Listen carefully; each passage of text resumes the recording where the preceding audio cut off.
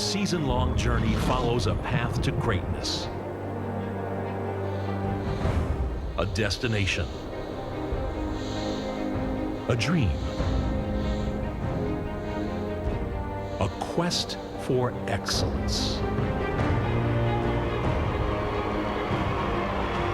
It's your time. A time to compete for a place in Nebraska sports history. Great moments are earned here.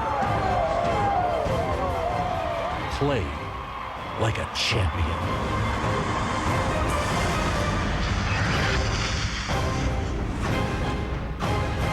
Welcome to the NSAA State Football Championships on NET.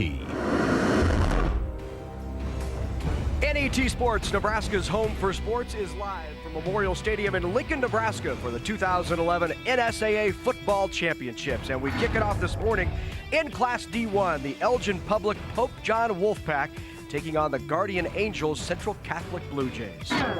And good morning, everyone. Along with Adrian Fiala, I'm Larry Putney. Great to have you with us as we kick off the 2011 State Championships here at Memorial Stadium. Always an exciting time. We're going to see a defending champ this morning, Adrian. Absolutely. A lot of people may not realize it, but it's West Point Central Catholic last year. Changed their name, and they come in as Guardian Angels Central Catholic. Let's start off, though, with the Wolfpack, who's going to try to challenge the defending champs. Absolutely. Head coach Carly Wells bringing his team undefeated here into the finals, Larry. They'll be running the power option today, a power option led by tailback Nash Schindler, who's gained over 1,250 yards on the year, really running the ball very, very well. A team with excellent speed on offense, a team that really has piled up 47 points each game, and it's really incredible how they have performed this year. Their defense, likewise, equally impressive. 9 points a game they have given up. Their work will be cut out for them, though, because the defending champs, as you said, are averaging 49 points a game, Larry. Something will give this afternoon. We'll see how it all works out. Well, speaking of the defending champs, I am defended or guarded today by a couple of former Huskers. Damon Benning is with us this morning as well.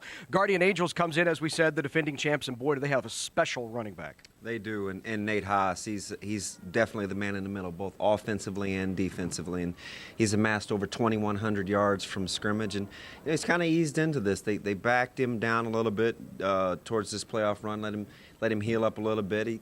He toted the mail pretty good in the last one with 33 carries and about 190 yards, but definitely the presence for them on offense is he's 34, 35 touchdowns this year, but the scary thing is he might be better on defense. Right. He's second in the team in tackles. He's got 70 unassisted tackles, 5 quarterback sacks.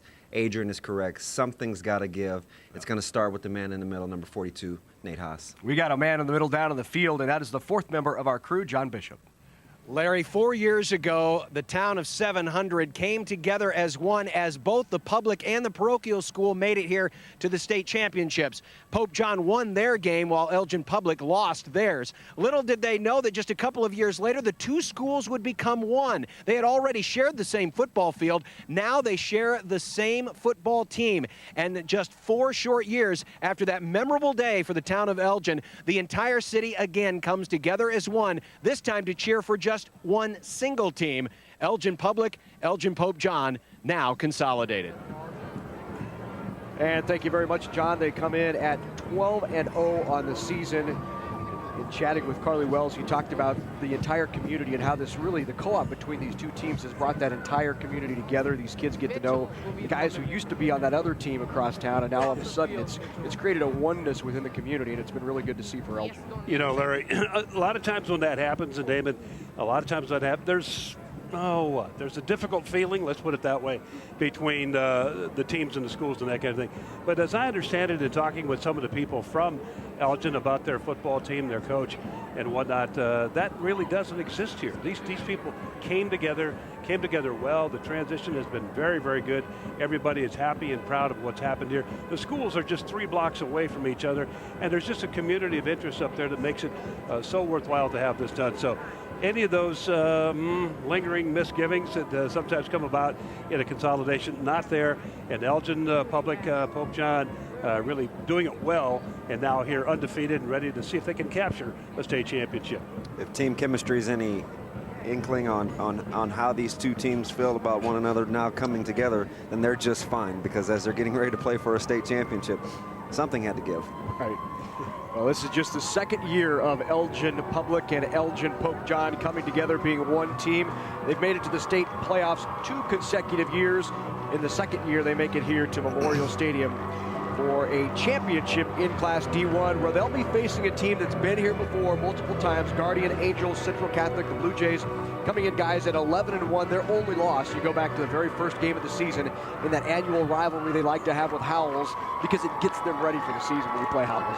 Absolutely, they took it on the chin. I mean, and what a game. 50-0 on that scoreboard, but it lets you know right where you are as a football team. And if you're gonna try to be a champion, why not start with the biggest and baddest on the block? Absolutely. All right, now time for our introductions. We go to our public address announcer, Doc Weiniger. Good morning, ladies and gentlemen. On behalf of the Nebraska School Activities Association, its member schools in U.S. Bank, welcome to Memorial Stadium for the Class D1 State Championship game. Today's game features the Wolfpack of Elgin-Public and Pope John High Schools versus the Guardian Angels, Central Catholic Bluejays. And now, let's meet the players and coaches competing in today's game. First, the starting lineup for the Elgin-Public Pope John Wolfpack. Number 1, Nash Schindler. Number 2, Levi Kirkman. Number 4, Alex Pelster. Number 6, Ross Schindler. Number 9, Evan Parks. Number 10, Nicholas Heidoff. Number 13, Shane Beckman. Number 14, Brett Kinney. Number 17, Grant Beckman. Number 18, Austin Hing. Number 19, Lee Bartak. Number 21, Blake Anderson. Number 24, Michael Brabant. Number 27, Andrew Heitoff. Number 33, Caleb Pelster. Number 48, Kyle Heitoff. Number 50, Trey Henkenius. Number 53, Drew Schindler. Number 75, Bo Heitoff. Number 77, Alexander Grosserode. Number 85, Trent Hofer. Number 97, Jared Sire. Head coach for the Wolfpack is Carly Wells. And now please welcome the rest of the Wolfpack to the field. So there's a look at the Wolfpack of Elgin-Public Pope John, 12-0 on the season, cruising through the playoffs. Their toughest game of the playoffs was against Kennesaw, in which they played actually very well, beat them 40-26 in a battle of unbeatens, and they find themselves now here in this state championship showdown. You know, Larry, their offensive line, you take a look at the people up front, Jared Sire, Drew Schindler, and Caleb Pelster. Not very big, but at the same time, Damon, in this game, you don't want to be very, very big, because this is a very fast and quick game, so you got to be able to get out and go. And these guys go about, 200, 195, 230. And the center is 230, and you got to be able to run. Yep, pull and trap. All right, let's take a look now at the defending state champs. For that, back to Doc Weiniger. And now the starting lineup for the Guardian Angels, Central Catholic Bluejays. Number 10, Jonathan Gunther. Number 11, Eric Whitfield. Number 12, Zachary Whitfield. Number 41, Blake Haas. Number 42, Nate Haas. Number 51, Jared Roll. Number 54, Devin Disher. Number 65, Spencer Leffler. Number 66, Austin Petrowski. Number 67, Anthony Gunther.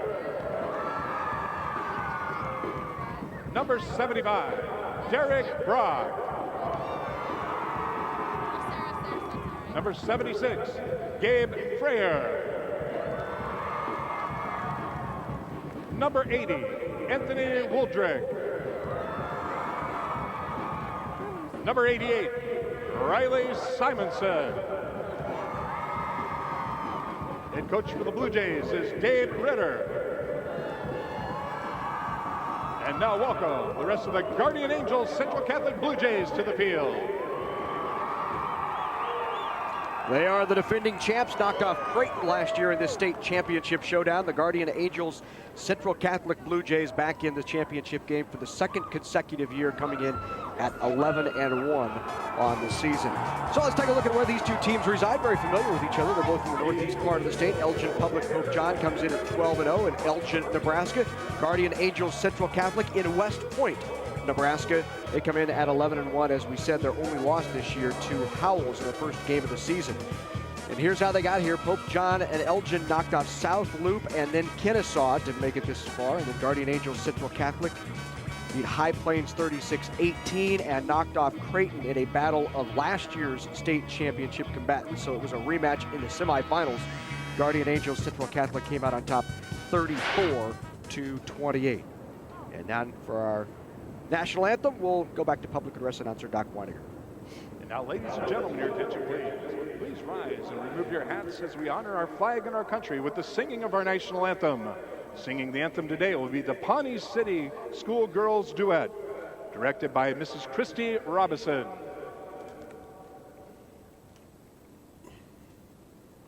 Oh, say, can you see by the dawn's early light what so proudly we hailed at the twilight's last gleaming, whose broad stripes and bright stars through the perilous fight o'er the ramparts we watched were so gallantly streaming, and the rockets red glare, the bombs bursting in air, gave proof through the night that our flag was still there. Oh, say does that star-spangled banner yet wave o'er the land of the free and the home of the brave. Outstanding harmony and terrific job by the young ladies from Pawnee City. We're ready to get it underway in Class D1 State Championship Day on NET. It kicks off next.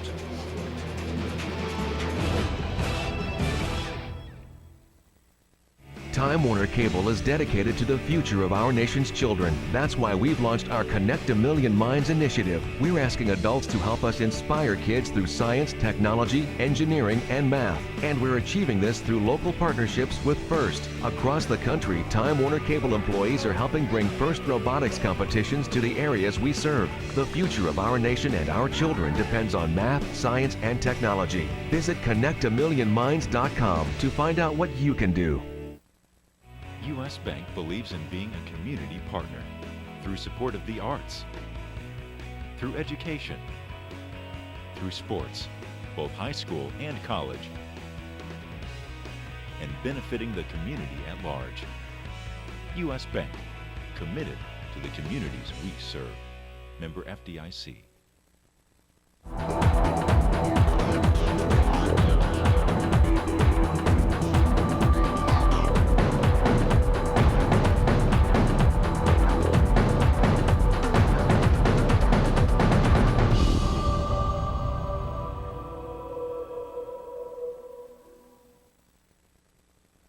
Along with Adrian Fiala, I'm Kevin Kugler. Don't miss the next Big Red Wrap-Up this coming Wednesday. Hey, Kevin, we'll recap the Michigan game with former Husker I-back Damon Benning, plus Husker Illustrated's Mike Babcock. It's Big Red Wrap-Up this coming Wednesday right here on NET, Nebraska's home for sports.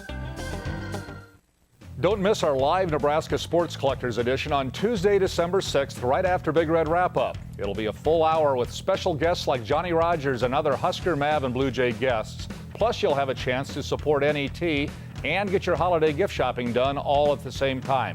That's Tuesday, December 6th at 8 Central.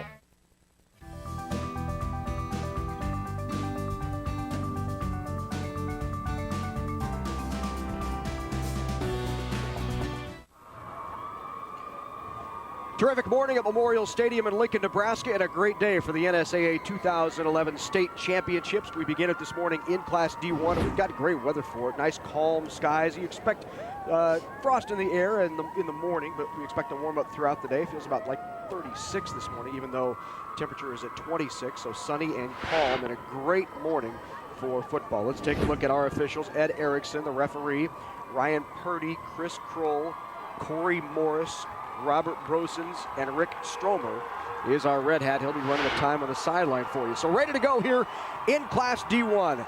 Elgin-Pope John Wolfpack 12-0 on the season, taking on the Guardian Angels Central Catholic Blue Jays at 11-1, and we are underway. Kick goes deep. It'll be taken by Austin Hine at about the 3-yard line up the middle. Hine hit immediately as he gets out past the 15 to about the 17-yard line. Let's take a look at that offense for Elgin-Pope John. Ross Schindler, the quarterback. Blake Anderson will be running that fullback spot in that option. Nash Schindler racking up yards at the tailback spot. Sire, Schindler, and Pelster up front. The big offensive line moving away for the Wolfpack of Elgin-Pope John. So underway here in Class D1. Schindler gives it away up the middle to Nash Schindler, and Nash with a nice gain on first down out near the 25-yard line. Here's a look at that defense for Guardian Angels Central Catholic, the Blue Jays defending state champs. Big guys up front, Freyer, Leffler, and Petrowski. Petrowski was certainly big in their semifinal rig. Whitfield, Haas, the Haas brothers, Woldrick and Gunther at the safety spot for the Blue Jays. So second down and short. The give hit right in the backfield and dropped for a loss on second down and short. The play being made from that secondary spot. Looked like Whitfield out of the linebacker. Whitfield with the hit. Indeed it was, Larry. Zach Whitfield, senior linebacker, right up in his face. 79 tackles, make it 80 now for Whitfield on the year. That was a great tackle, straight form, right in the numbers. Wrapped him up, no gain after contact. Fundamentally sound on the play. Back in that I formation, it's Schindler at the quarterback, Anderson at the fullback. Schindler takes the toss around the right side, cuts it back inside. He'll be piled up by that interior Blue Jay defense. One of the things that you'll notice right away is when, with that base I formation and straight ahead blocking, those run fits become fairly easy to deduce. So it's going to be all about running the alleys for this defensive bunch here. And you're also seeing those defensive ends stay to the outside and making sure they contain the play to keep Schindler inside. Here's the punt. So in there to kick it away is Nick Hightoff.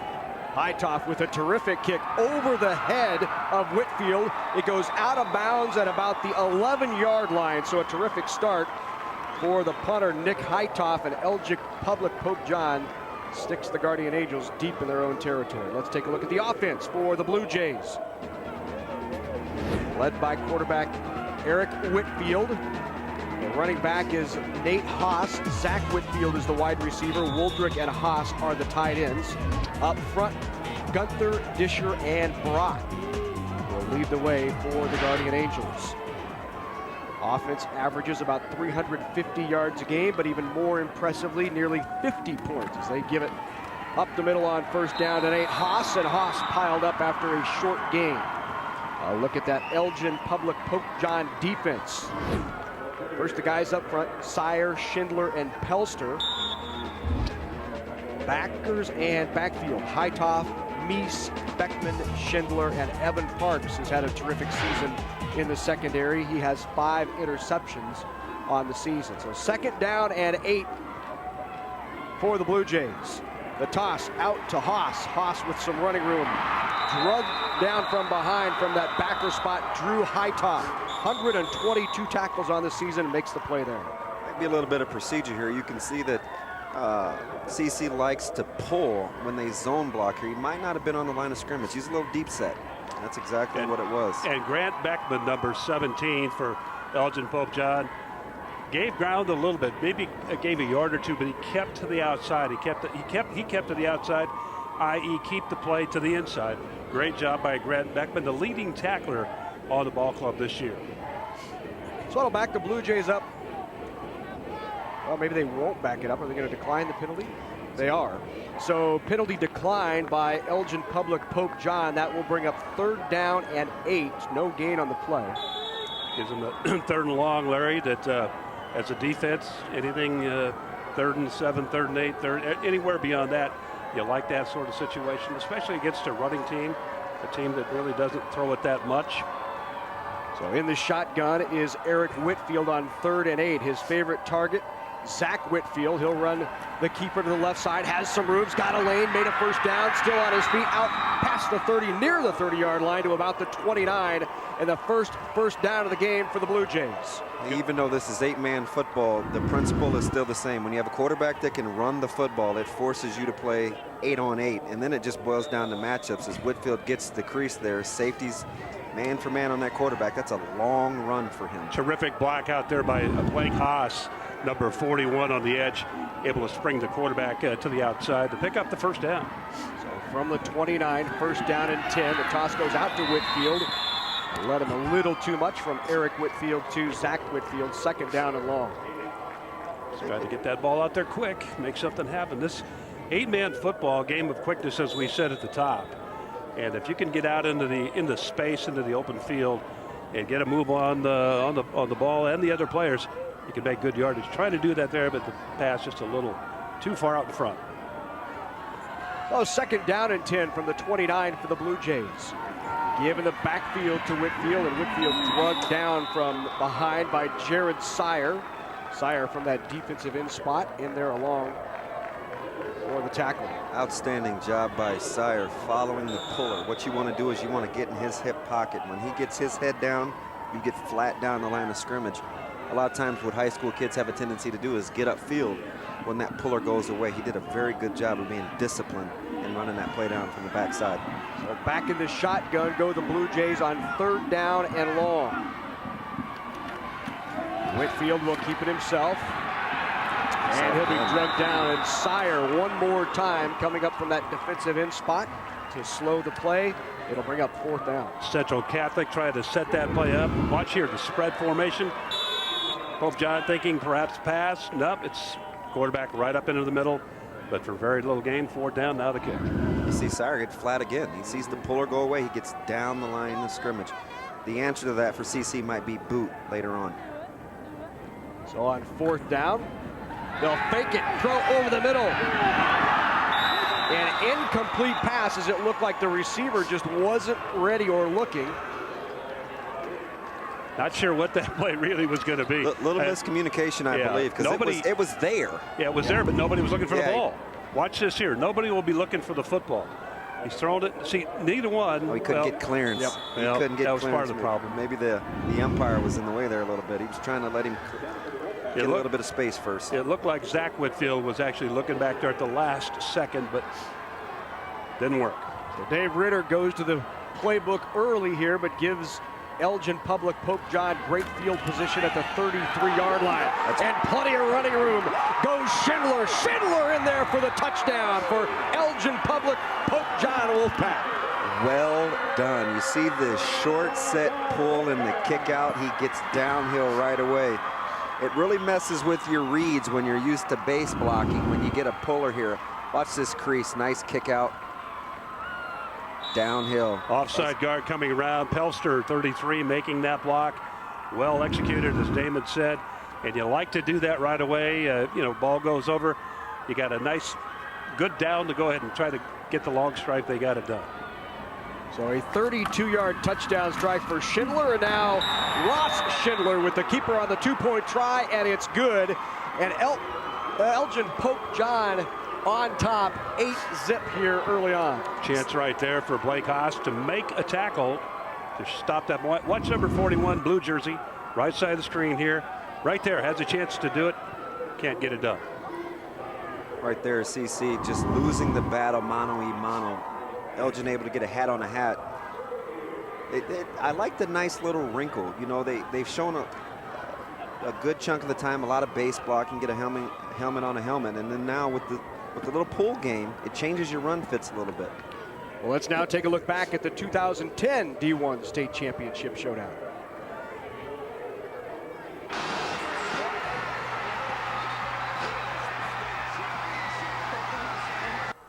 The give to Morrow, who walks in behind the big block of Colin Newman.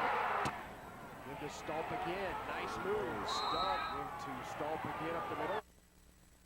He's got a lot of room. Stolp at the 10. Touchdown, Cody's. There's the other way around the right side. That's the move. Dennis in there for a touchdown. 208. Again, Stolp driving to the end zone. Touchdown.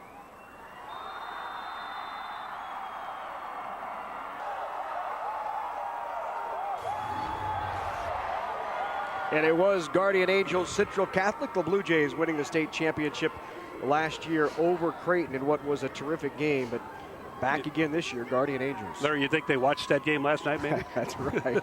Absolutely. A little motivation. So off of the fake punt and turned over, it took just one play, and Elgin-Pope Pope John strikes. It was a great equalizer, I think, to the experience that Guardian brings to these state finals. I think if you pulled the coaches, Elgin probably played the tougher of the schedule throughout the course of the season.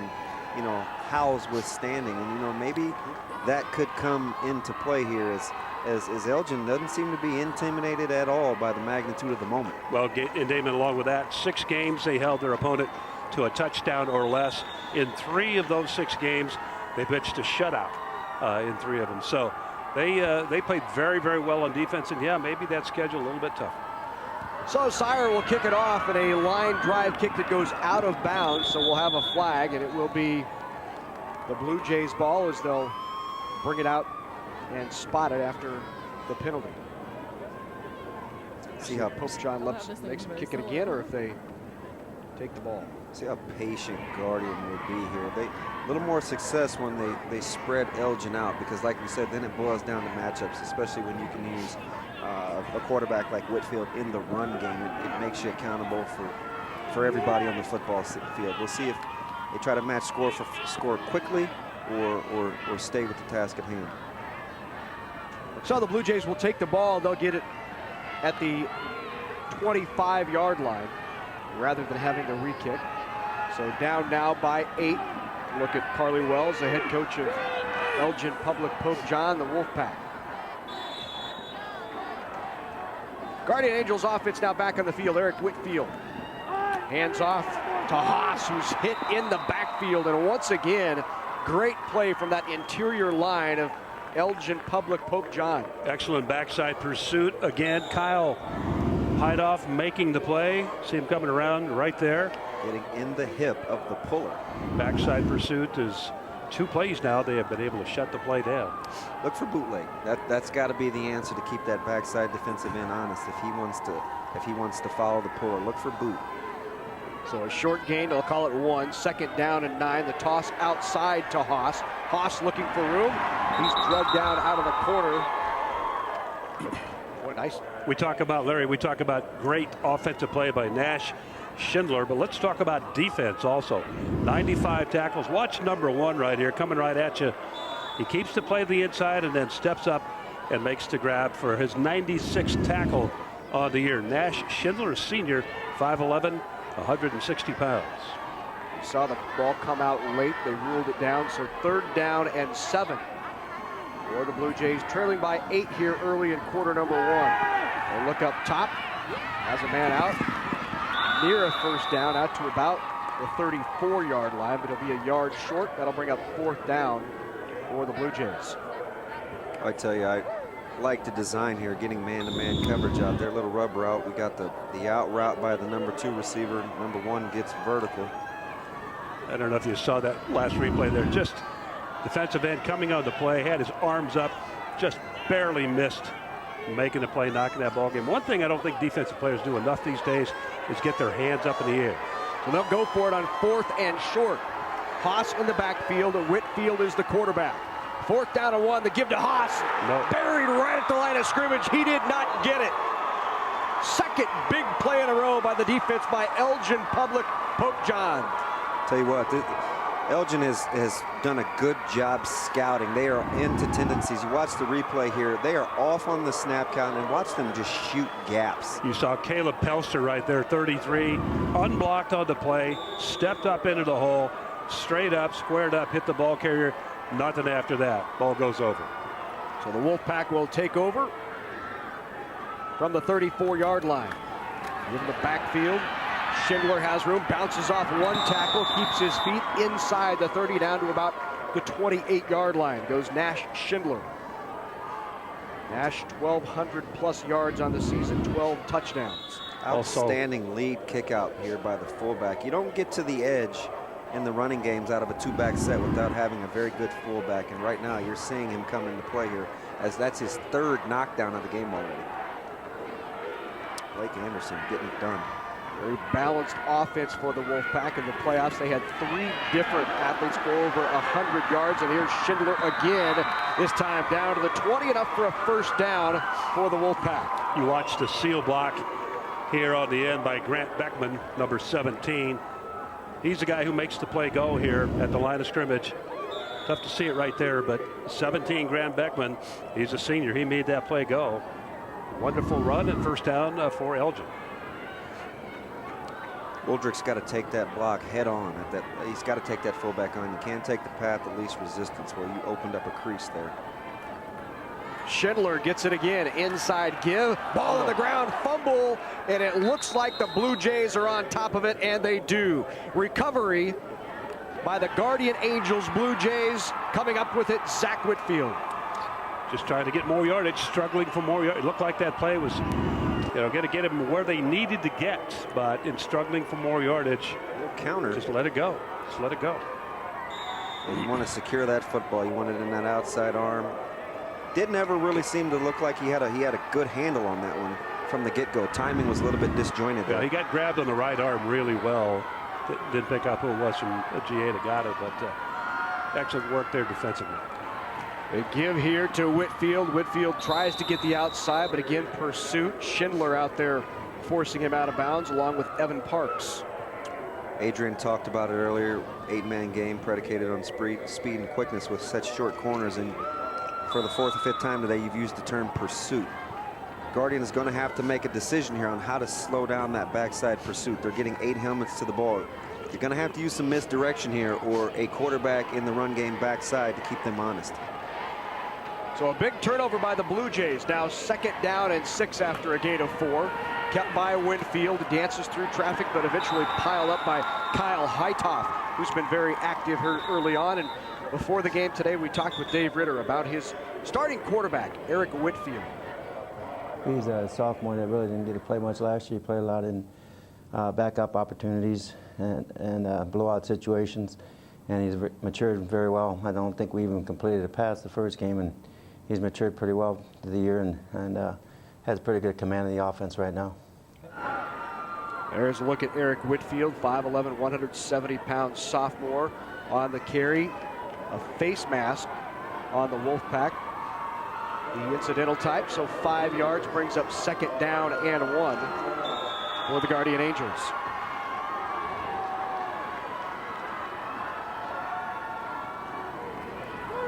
Whitfield. That was Haas. Haas with the keeper. Put Haas in the backfield in that, what would be a shotgun look. Well done play there. They're running motion back towards the quarterback. He fakes that motion, and it takes off to the left side. And again, a great block. Tell you what, he's played a well of the game so far. Blake Haas, 41, springs the quarterback. Whitfield around the end, and another 1st down. There's the answer. Yep. Misdirection. So that was Zach Haas on the carry, who was in there at quarterback. Now Eric Whitfield back at the QB. A short gain of about 2 yards, maybe 3 on the play. And you only have to show it a couple of times just to keep teams honest. Now they, you know, Elgin knows that it's in the back of their mind a little bit. It's in CC's repertoire. That backside end has got to play that thing honest. It's there for the taking if CC wants it.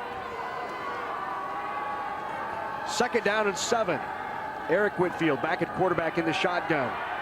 Under pressure, and he's sacked in the backfield. And once again, we've called his name a few times already, but it's Kyle Heitoff with the sack.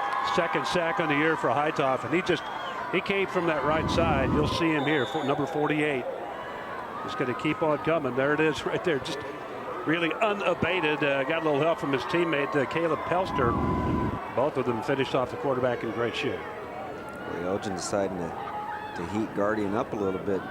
Came with a little late blitz there. Is that their 4th pass, guys? 4th, 5th pass? Yeah, for 8 man, they're as balanced, I guess, well, for all intents and purposes. They're as balanced as they come. They've thrown it 160 some odd times this year. 3rd down and 15. They'll drop again. Hit over the middle. Well done. Finds Gunther. Gunther still on his feet, enough for the 1st down. So John Gunther with the reception from Eric Whitfield. A big gain inside the 30-yard line down to the 29, and a 1st down for the Blue Jays. Elgin not ready for this one. Dragging Gunther across the middle from the right side. There he is, wide open on the play. It's kind of unaccounted for with the backfield. It gets the ball down into Elgin territory. Well conceived versus man-to-man coverage. Little rub route, got the cross and got picked off on the drag route. Split back now, 1st down and 10. Give the 1st man crew. That's Whitfield. Zach Whitfield with a nice gain. Going over that left side over there, Anthony Gunther, Andrew Woldrick. Center is Devin Disher today for Guardian Angels, and you see it right there. Nice little crease and hole to work with. Good blocking up front. Really like the 2-back concept out of the gun in 8-man football. It puts you in a bind here as a defense as Guardian stays with it. Haas and the give up the middle to Haas on 2nd down and 4, near a 1st down. Might be about a half a yard short. Bring up 3rd down and a half yard. Not a shoelace, Larry. Yeah, you might see them stay with this 20 personnel here out of shotgun. You can see what it does to Elgin defensively because their linebackers now have to play honest. You know, they're back at a 4 or 5 yard depth, and they've got to read a little bit. You can no longer shoot gaps. You've got to play it honest. Well, they come out that tight set like they are now. You're going to see 7 people crowded up, just like you are right there. Yep, and gap responsibility. People. See them trying to gap Guardian out. If I'm Guardian and I'm thinking I got to stick with what works, get back in the gun and take a look at that 2-back look. So on 3rd down and short, Dave Ritter for the Guardian Angels will take a timeout. I'll remind you to log on to facebook.com/NET Sports, and you can become a fan, leave questions, comments, see what's happening behind the scenes, plus see what's up next on NET Sports. It's fast, fun, and easier than ever to be part of Nebraska's only statewide sports network on facebook.com/NET Sports. Let's go down to John Bishop on the field. John. Well, just kind of add a little bit to what, Damon, you were mentioning earlier on the big pass play that put West Point in this position. Head coach Carly Wells was certainly in the ear of the officials saying, hey, that was a pick, guys. You got to watch for those penalties. So he was watching the same thing you were, Damon. Unfortunately, they did not get the call, and now it's 3rd and short. It's really tough to call because, you know, the backside wide receiver could just say, hey, you know what, I'm just running my route. 3rd down and 1. They'll give it to Haas. And Haas leans forward down to about the 19-yard line.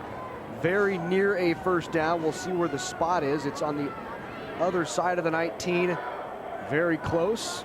Looks like he has and it, they will measure. You know, it's only a pick, guys, if they see it. Right. Adrian, I think you kind of gave us the inkling earlier, even off camera, when you talked about Elgin defensively, how they take a lot of pride in that defensive unit as we take a look at the replay. If I'm Guardian right now, I see that I'm not winning the battle up front. I'm going to try to refrain from being in any tight personnel where I bring extra numbers into the box. I want to spread Elgin out where I can take advantage of my athleticism. Even in short yardage, I think it would behoove maybe Guardian to still stay in that gun look, because at least you have to keep Elgin honest, because right now they're winning the mano-a-mano matchups up front. The thing about Elgin is they pursue so well to the football too, but they got to slow they've been down. Burned a couple of times, but they do pursue very well the football. Here's my formation. Split back look again, out of the corner, hit and dropped for a loss of 2 yards is Haas. Dropped by Andrew Heidoff, and I tell you what a great play. Watch the play by number 27, top of your screen right here. He gets off the block, he wins that battle, comes up and makes the tackle for a 2-yard loss. Incredible job by Andrew Heidoff. He leads the team, or he's second in the team in tackles this year with 122 tackles. Great work right there. And I might come right back to that. If he wins that battle out there, there's no one home for Elgin. Haas in the backfield along with Whitfield. Whitfield looks downfield, hit as he throws, and nearly intercepted by Evan Parks. Trying to run kind of a zig and zag route into the inside, outside, but Parks just did not come back far enough on the play. A little post corner route there. It's becoming evident, and unfortunately, if you're a Guardian fan, painfully evident that the best defensive player on the football field right now might be Jared Sire, and we still got 50 minutes to go, or excuse me, 50 seconds to go in the first quarter. He is all over the place. Jared Sire, number 97 for the Wolfpack. 3rd down and long. We'll call it 12 to go. Back looking downfield across the middle. Caught by Whitfield, but stopped well short of the first down. And that'll bring up 4th down and about 4.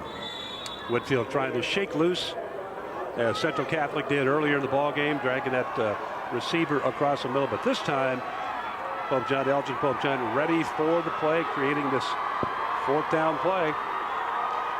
So 20 seconds to go here in the first period of play in the D1 Championship. 8-0. Wolfpack on top, but Bluejays driving.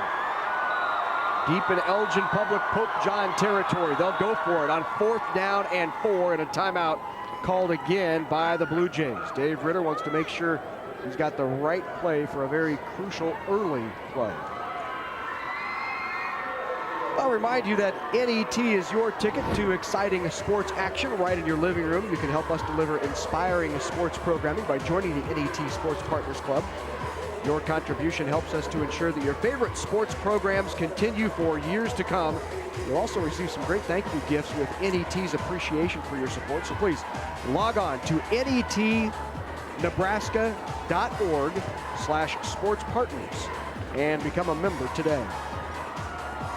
So we've seen twice on key plays here in this drive. Dave Ritter has taken a look at the alignment from the Wolfpack and called a timeout to get in the right play. Yeah, I think it's always important to be in a good formation, but I think it's real paramount, especially right now if you're Guardian, because like I was referring to earlier, Pope is winning the battle of the O-line, D-line up front, so you've got to try to dictate formation here so Elgin can't play the string. 4th down and 4. Haas in the backfield, looking over the middle, got his man. 1st down to the 5-yard line. You see with the play fake to the running back that linebacker, the middle linebacker, has got to at least honor that. Then it's just one-on-one matchups on the outside. Well conceived. Great route out there by Zach Whitfield. Just a little slant route to the inside. Used his body to shield the ball away, and perfect throw. Eric Whitfield right into the breadbasket. So that will end the first quarter of play here in the Class D1 State Championship. The Wolfpack on top of the Bluejays, 8-zip.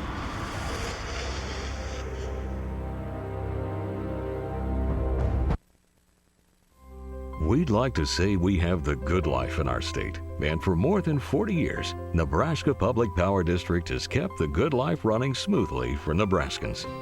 We are driven to go above.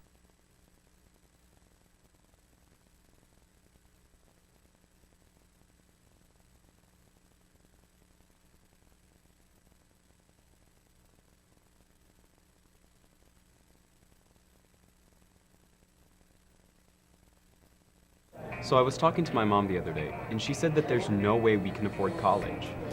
Here, check educationquest.org. See, they have information about grants, scholarships, and other ways to pay for college. You can even go to their office, and they'll show you what to do. Education Quest Foundation offers services to help students plan and pay for college. To learn more, visit educationquest.org. Education Quest helped us get to college. And they can help you too.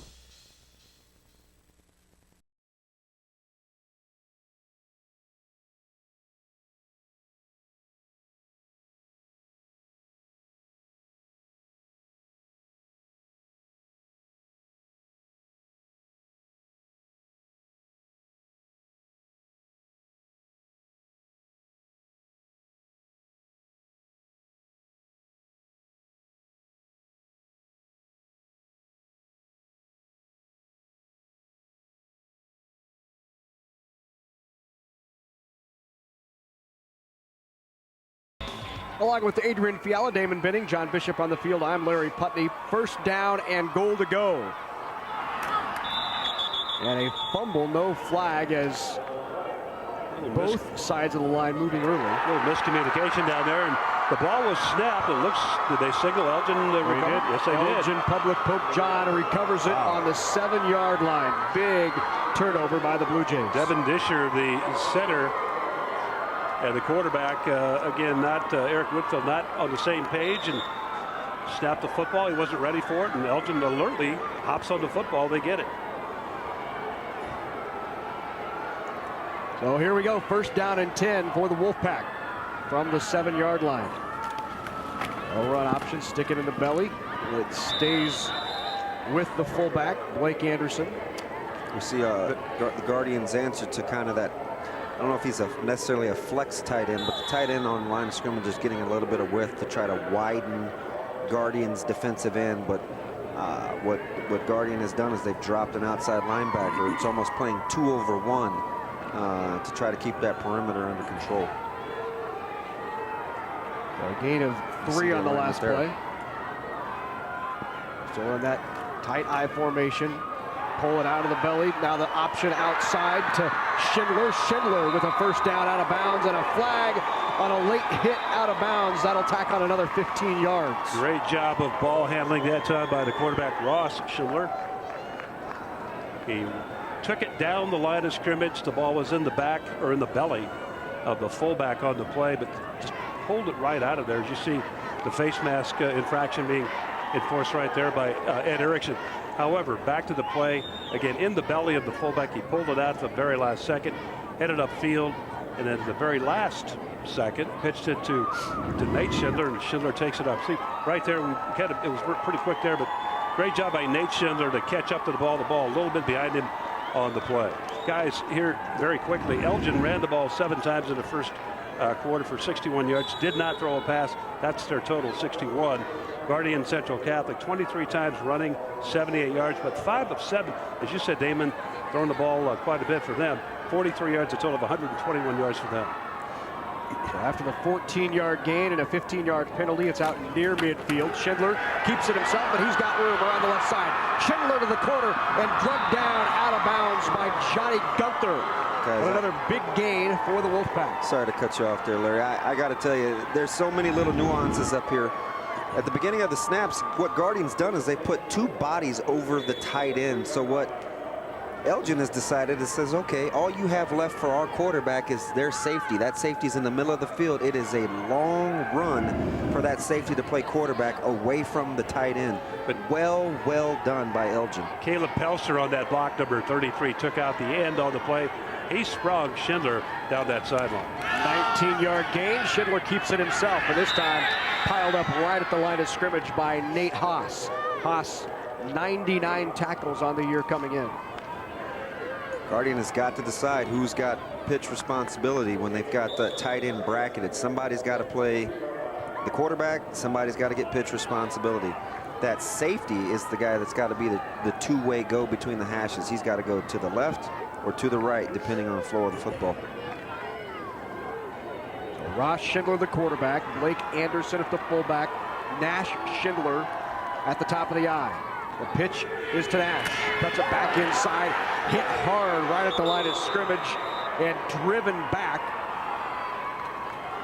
Nice play inside by number 76, Gabe Frayer. To the point of attack. Play. As you look at the point of attack play side here, Guardian's going to have a numbers advantage because they've got the tight end bracketed. So right at the point of attack, they've got an advantage there. Big play by Frayer from that defensive end spot. Brings up 3rd down and long. 3rd and 12. And to the shotgun goes Schindler. Dump it off in the middle on the screen.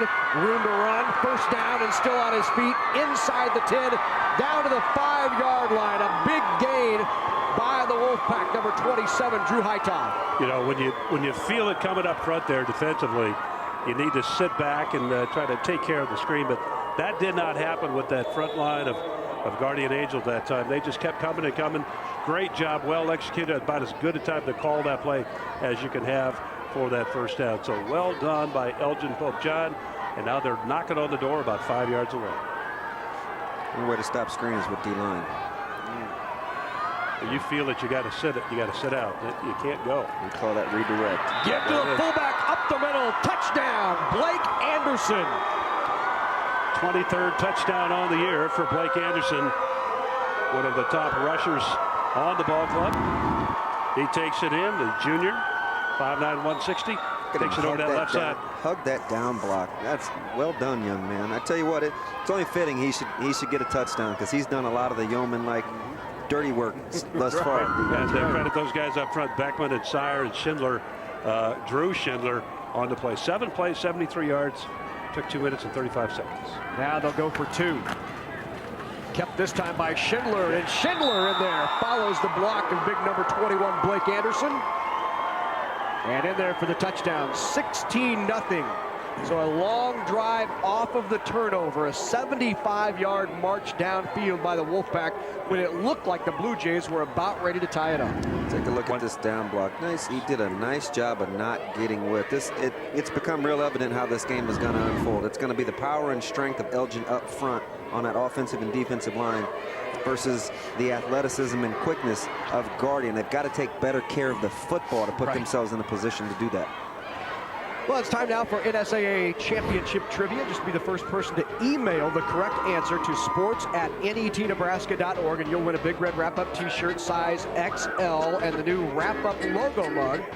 Our trivia question is, what school holds the NSAA Class D1 record for total offense in a playoff game? First correct answer, first correct email to sports@netnebraska.org will win the Big Red Wrap-Up t-shirt along with the logo mug. And remember, only one winner per household during the 2011 championship. Let's go down to John Bishop. Guys, before this next drive by the Blue Jays, it should be noted the last series, they started to move the ball a little bit by throwing a little more. Pope John statistically has the best defense in all of Class D1. However, the one game that they were played closer than any this year was against Shane Gideon and Burwell. Only a 4-point victory because he led the state in passing in Class D1. So let's see if they continue to go to the air on this drive, which got him into scoring position last time. Well, John, they might do that if again they can spread out that defense. They will do that. Damon's talked about that, and that's very, very key to their offense right now. Yeah, well done, Mr. Research. I like that. Digging deep into the archives. Wow, how about that? My man. That's why we call him Johnny on the spot. Haas and Whitfield deep. Kick down the middle, deep into the end zone and through. So the Blue Jays will take over. Yeah, Guardian, they can't panic because it's there. You just have to decide what type of offense you want to be. They've shown a variety of looks and a variety of formations, so they've got to whittle it down and say to themselves, where have we had success? Right now, it's been in the gun out of the 2-back looks, spreading Elgin out. You got to stay with it. Don't bring any extra defenders into the box. Now back in the shotgun. Right on cue. Spread look. In motion goes Haas, and they'll give it to Haas. Piled up right at the line by Drew Schindler, the 6'3", 230-pound senior, after a short gain by Haas. Central Catholic on that spread formation, as we talked about, but then tried to cross up the defense with a running play. Little motion back left to right, and then try to get to the edge, get to the outside. But Elgin right there, just a 2-yard gain, maybe. Yeah, about a 2-yard gain. Zach Whitfield now at quarterback in the shotgun. He ran it out of this formation last time and does again. He's got room. Whitfield tripped up right at the 23-yard line, or he had daylight. Falls forward for a first down past the 25. Andrew Heidoff on the tackle again, working off the block. Watch the screen here. Great job. Watch him work off the block. That's an outstanding job by Disher, getting position on the reach block. It's tough. It's an underappreciated skill when you can position a true nose when you're a center out of the shotgun. Great footwork by Disher there. 9-yard gain. 8.5 to go here before halftime. 16-0, Wolfpack on top. Blue Jays driving. Keeping it is Zach Whitfield again. Backside pursuit one more time for Elgin-Pope John. Sire that time, Jared Sire, 96 tackles on the year, right down the line of scrimmage, making sure nothing's coming his way, and then pursuing right down the line of scrimmage with very good quickness to make the tackle. Guardians got to show him a few more keeps. Hey, just to keep him on, show him a few more keeps and bring the option at him. 2nd down and 8. Whitfield keeps it. He's piled up in the backfield by a trio of defenders. Pelster was there along with Sire to shut down the play. There's that man, 97. Kyle Heidoff, though, is the guy underneath it all, number 48. You watch here. There he is right there. Initial hit, turn and twist, bring the quarterback down for a loss on the play, creates that 3rd down. But well done. The linebacker that time, the middle backer that time, a little bit of a stunt to the left, and that freed up Heidoff to do what he did. So it'll bring up 3rd down and long. 3rd and 9 from the 26. Out into the flat, has his man ridden out of bounds at about the 31 or 32. Picks up about half of what they needed. 4th down now and 5 coming up for the Jays. I think you got to punt this football. You got to stay in the game early. It's still only a 2-possession game. You know, no question. I think Damon, that they're going to go ahead and kick it. Starting to kick it away is Anthony Ritter. Ritter is 6'2", 195-pound senior for the Jays, in there to punt. And Ritter gets it away. Angling toward the sideline. Stepping out at about the 12-yard line. And that's where is Grant Beckman, and that's where the Wolfpack will take over. So 7 minutes to go here, just under 7 minutes.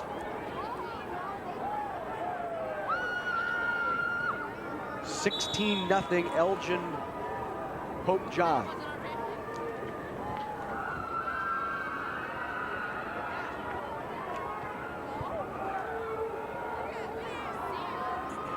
First down and 10 to go from the 13-yard line.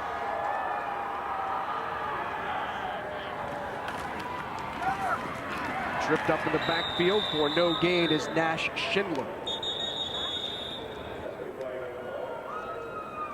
A flag on the play. We'll see what the call is.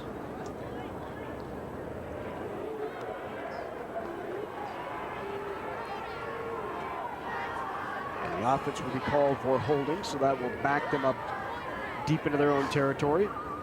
It's first penalty on the Elgin offense. Second? Our crack statistician. Schindler tripping right there. The old leg whip, I tell you. Whoops.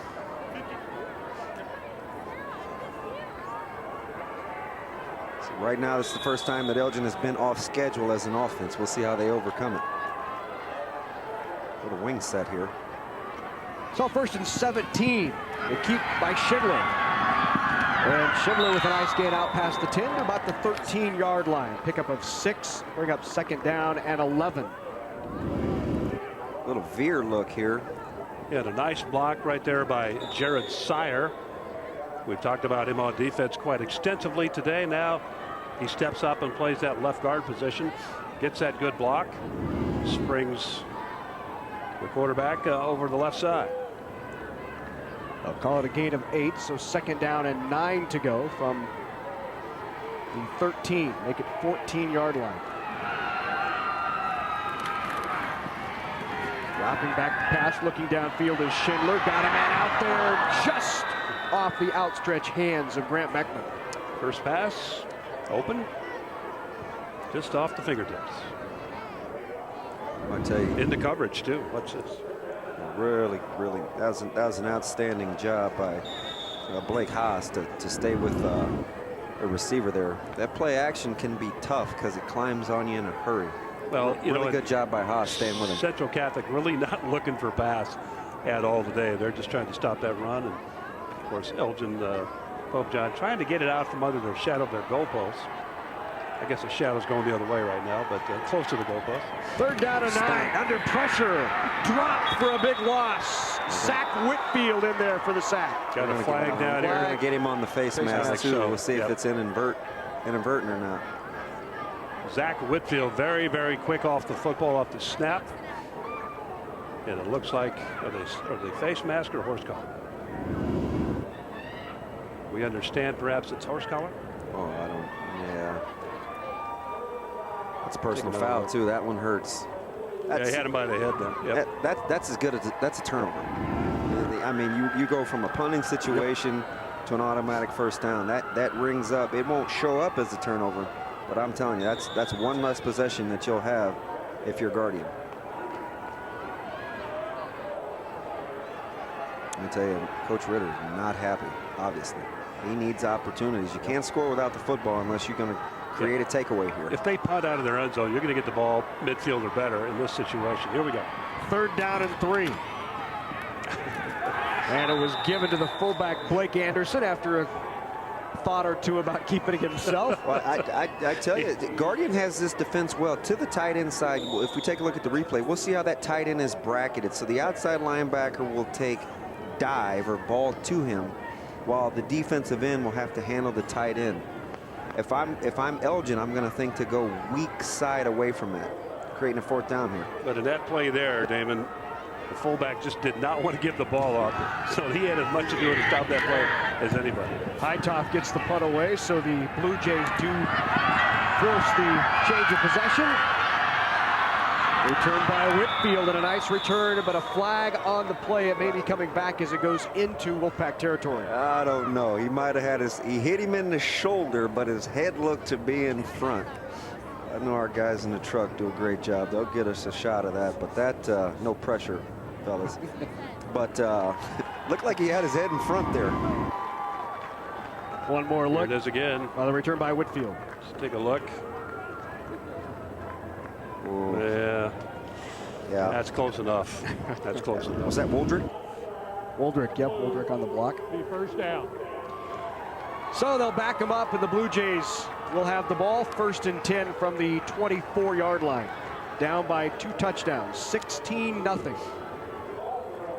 Big play right there, because rather than having the ball right towards midfield or beyond, now you're back at the 20, 22, 23.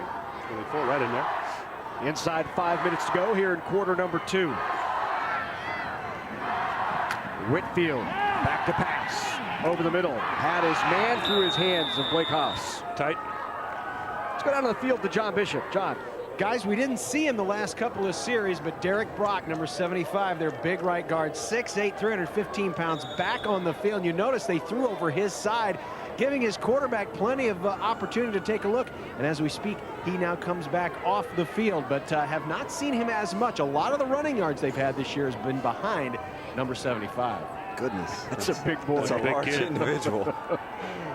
Division I Nebraska stuff right there. Yeah. Dropping back to pass again is Whitfield. Whitfield has a man downfield, but just missing John Gunther, who was open momentarily.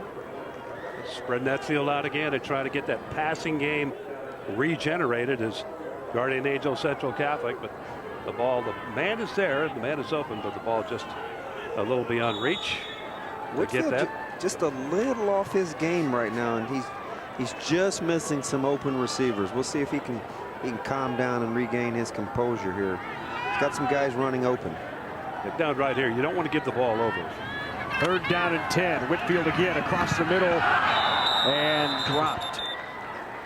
Whitfield had it momentarily, would not have gotten the 1st down, but might have picked up about half of it. So that'll force the punt team onto the field for the Blue Jays. Big play right there, because now Central Catholic will punt it away.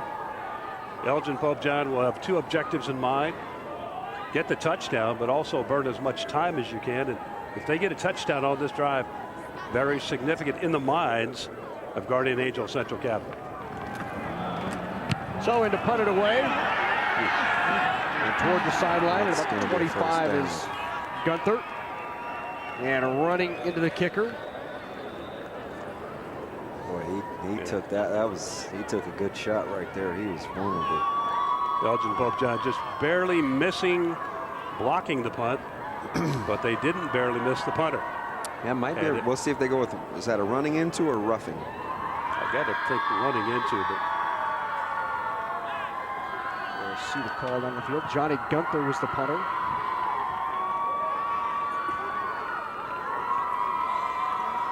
Personal foul. Yeah. Roughing the kicker on the wide. He took a pretty good shot. See it again here. Good job of handling the punt. Oh, the low right leg. No, very fortunate for Guardian Angel Central Catholic. Plenty of time now to mount an offense and get going there and get a score. New life for the Blue Jays. Whitfield back in the shotgun. He'll keep it himself. Looks for room around the left side. Another flag on the field is the tackle made by Caleb Pelster. Once again, Larry, a great job by Andrew Heidoff at that end spot, and I believe he's the one who got held here. But in spite of that, he made the play. He kept the play from getting upfield. Number 27. Here comes the call from the referee. Holding on the offense. Repeat first down. I tell you, Elgin's not only winning in the interior, but they're winning on the edges too. Yeah, it's hard to get to the perimeter run game when you're not winning with your wide receivers on their defensive backs. Watch Heidoff right there. There he is.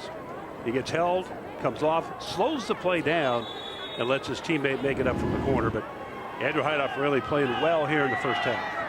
Spot foul, mark it back 10 yards, first down and 21. Over the middle, incomplete, Whitfield to Whitfield. Pressure that time. Excellent pressure for about the third time. Kyle Heidoff, middle backer, just lining up right behind the nose, sneaking around that nose guard. Comes up untouched on the pressure and causes the quarterback to make a throw he did not want to make at that time. So second down and 21. Whitfield back to pass again. Whitfield goes downfield and incomplete. Yeah, Elgin has decided whenever they show that formation, they are coming with that middle linebacker blitz, and he is coming free. He lined up the same way, though, on that play, Damon, and that time he took the charge going back to cover in the deep zone. I think the ball just slipped out of his hand on that last pass. Maybe a little. It just didn't look like a very, very good pass at all, and it looked like the laces or whatever had slipped out of his hands, and it was just too errant of a throw to be a good throw. Little trips formation here. Set tight end backside. Third down, 21. Whitfield out of the backfield looking for Gunther. Over his head. That'll bring up fourth down. Central Catholic missing a great opportunity here to move the football. Looks like they will kick it away with 3:54 left. You don't necessarily have a problem with the concept because there's some plays there to be had. Right now, we're just struggling to play a little bit of pitch and catch. Right now, if you're Whitfield, just got to calm down and take a couple deep breaths. So Johnny Gunther back to punt for the Blue Jays. Got it away. Beckman is deep. Beckman bobbles the ball on the ground, and Beckman back on top of it and recovers it for the Wolfpack. Well, Nebraska, it can be inspiring and intriguing, creative and touching. Find out about the people and places we love. It's about your stories, Nebraska stories, online all the time at netnebraska.org/Nebraska stories. I want to remind everyone you can get a copy of this Class D1 state championship game for just $19.95. Log on to netnebraska.org or give us a call, 800-868-1868. State championship memories preserved for a lifetime. Order your DVD online. So first down and 10, ball at the 17-yard line. Wolfpack on top, 16-0. Option again, kept that time by Heidoff. Or Schindler. Schindler keeps it. Gain of about 4, bring up second down and 6 from the 21. Just a play that really doesn't look like they gained a whole lot, but they did. You look up and it's second and manageable. That's a win on offense if you're on first down. That's a complete win. If you're running second and 4, second and 5, it's decent. Schindler gives to Schindler. They're dragging him down to the backfield. Petrovsky holds on to the foot and gets the tackle. He's the leading tackler for Guardian Angel Central Catholic. Austin Petrovsky just comes up untouched on the play and then hanging on for dear life there and makes that tackle for a loss. Third down now and call it 7. It's amazing that, you know, we've got, what do we have left here? We got 2 minutes and 46 seconds left to go in the second quarter, and that's the first time, I believe that's the first time we called his name. He's a great defensive player. Great defensive player. Third down and 7 for the Wolfpack. Dropping back to throw is Schindler over the middle. Caught and hit hard, but a great grab across the middle, and holding on for the first down is Grant Beckman. 9th reception on the year for Beckman. It will constitute a first down as he comes left to right on your screen. Nice toss right there on stride. Gave him time to catch the ball, put it away before he took that big hit. Good hit by the safety Johnny Gunther, but couldn't jar it loose. Enough for another first down for the Wolfpack. So first down and 10 from the 29-yard line for Elgin-Pope Pope John. Schindler on the option, keeps it himself. Follows his blockers for a short gain, about 3 yards down out to the 32. Bring up second down and 7. Inside 2 minutes to go here in the first half of the Class D1 State Championship. The Blue Jays really have hurt themselves to this point of the game. I want to remind you, coming up at halftime, we'll be chatting with Bud Dahlstrom of the NSAA. We'll talk about marketing and also girls golf championships happening this fall. Second down and 7. Schindler, nifty hot step gain out close to midfield. We'll mark it down at the 38-yard line. That'll bring up third down and 1 for Ross Schindler. Good blocking on the right side here. Caleb Pelster, Heidoff, and Schindler. Drew Schindler at center, stepping up, making their blocks and allowing quarterback to step on up. Get down right here. Third and 1. Kept by Schindler. Schindler near a first down. It'll depend on where they mark it. Looks like maybe a half-yard short. We gave him a right foot spot here at the bottom. Had to get it to the 39. It looks like They'll a nose. bring the sticks in. It looks like a nose short, guys. A little more than that. So on third and 1, Schindler keeps it. Very near. Well, this one's going to be close. This is going to be those few extra links on the old marker here. And it will length be of the just ball. short. Well, Schindler on the play had some room to go, but then he tripped. I think his own man actually got in his way on the play. Kind of had to step over a leg, and that allowed pursuit to get to him very quickly. If that doesn't happen, he probably gets that extra 10, 12 inches on the play as they mark the ball. 51 seconds left. You let them wind the clock here and let this thing get started. Because if you're going to go for it, you certainly don't want to leave Guardian much time here. So fourth down and 1. Wolfpack will go for it. They need the 39-yard line for the first down. Give right up the middle. Plenty for the first down is Blake Anderson. Right between Schindler and Pelster on the right side. Terrific work. Just a bit of a crease. That's all they needed. They're lucky the turf monster got him. That had a chance to go. He exploded through that hole. So 40 seconds now. First and 10 from the 39-yard line of the Blue Jays. And in motion across is Schindler. Schindler will drop the pass, finds Nash Schindler on the sideline. Forced out of bounds. That'll stop the clock 27 seconds left, second down and 3 from about the 32. Okay, 27 seconds left, you guys. Do you toss one? Do you try to go for it? Yeah, I think your defense has been in good control here. I think it's low risk, high reward to take a shot here at some points. Second down and about 3. If you take one, throw one in the end zone, you still got, you got 2 downs to make 3. Third and then a 4th. So, yeah, why not? Give it a go. Nash Schindler in motion again. Schindler drops back, pump fake, goes up top, got his man, caught it, touchdown, Nash Schindler! Yeah, that was, fellas, that's just good coaching. What he did the first time was he ran the out route, gain of 7. They came back with the exact same look and ran the out and up, and it's Schindler to Schindler. And they took advantage of down and distance, the time on the clock, and basically a little bit of confusion out there on behalf of Central Catholic. So well done, well coached, and well executed by Elgin-Pope, John.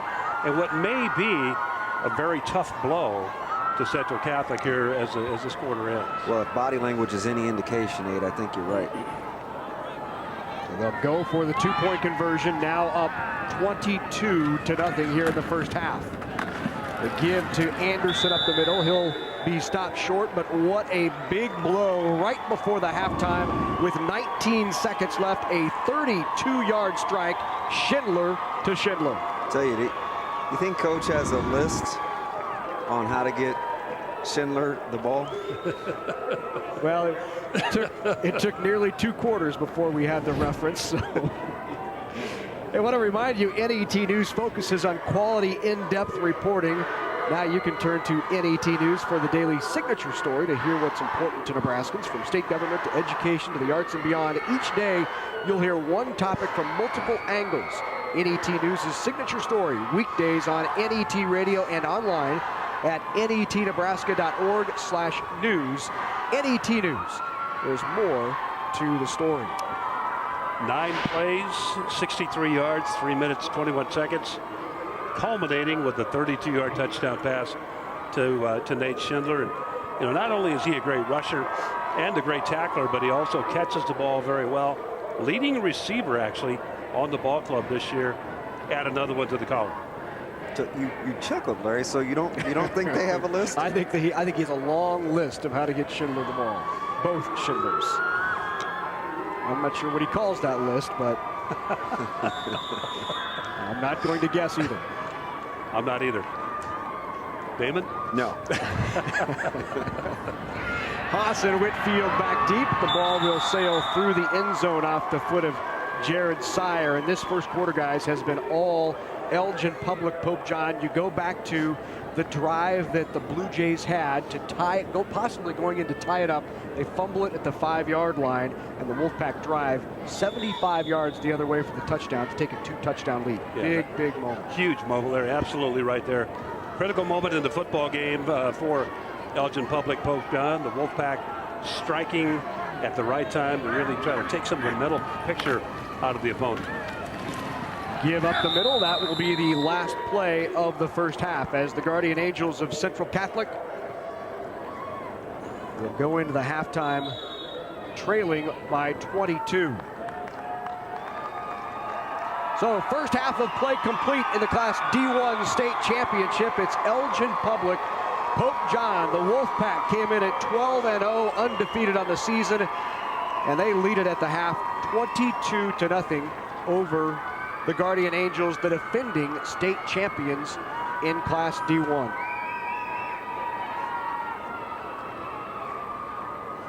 So with more, let's go down on the field to John Bishop. Coach, that last touchdown, you don't like to say backbreaker this early, but that one had to hurt. It did, especially since we kind of told them what they were going to run. They've run that wheel route the last 3 weeks, and they've been successful. And we hope we could cover. We had a guy there who just didn't make the play. Offensively, it's been hard to get Haas going in the running game. How patient can you be in the second half to try to reestablish that? We need to come out in the second half and score, and then we should be all right as far as trying to get the ball. We can't just come out and start throwing the ball. That doesn't work very well. We're just not fit for that. So we have to take what we can get the second half, and they're kind of what we thought they're going to be. They're very tough. They're very fundamental. And they're a good football team. Coach, good luck second half. Thank you.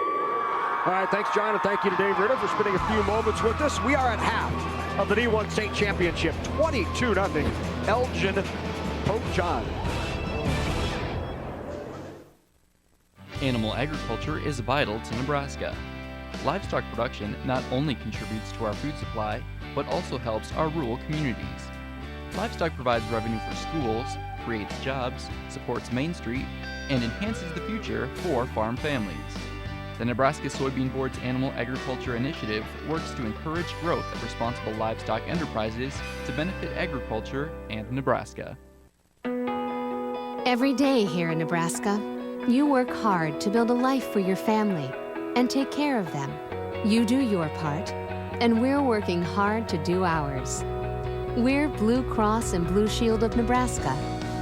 From Scottsbluff to Scribner, you can count on us to help protect your family and your future.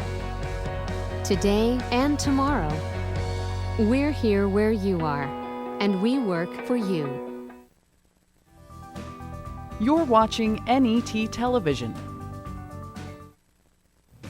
As you and I enjoy another exciting NET sports program, I'd like to personally thank over 2,000 members of our Sports Partners Club for your generous financial support. From the Panhandle to the Missouri River and every county in between, individual supporters are investing in NET sports. And for that, we're very grateful. Thank you.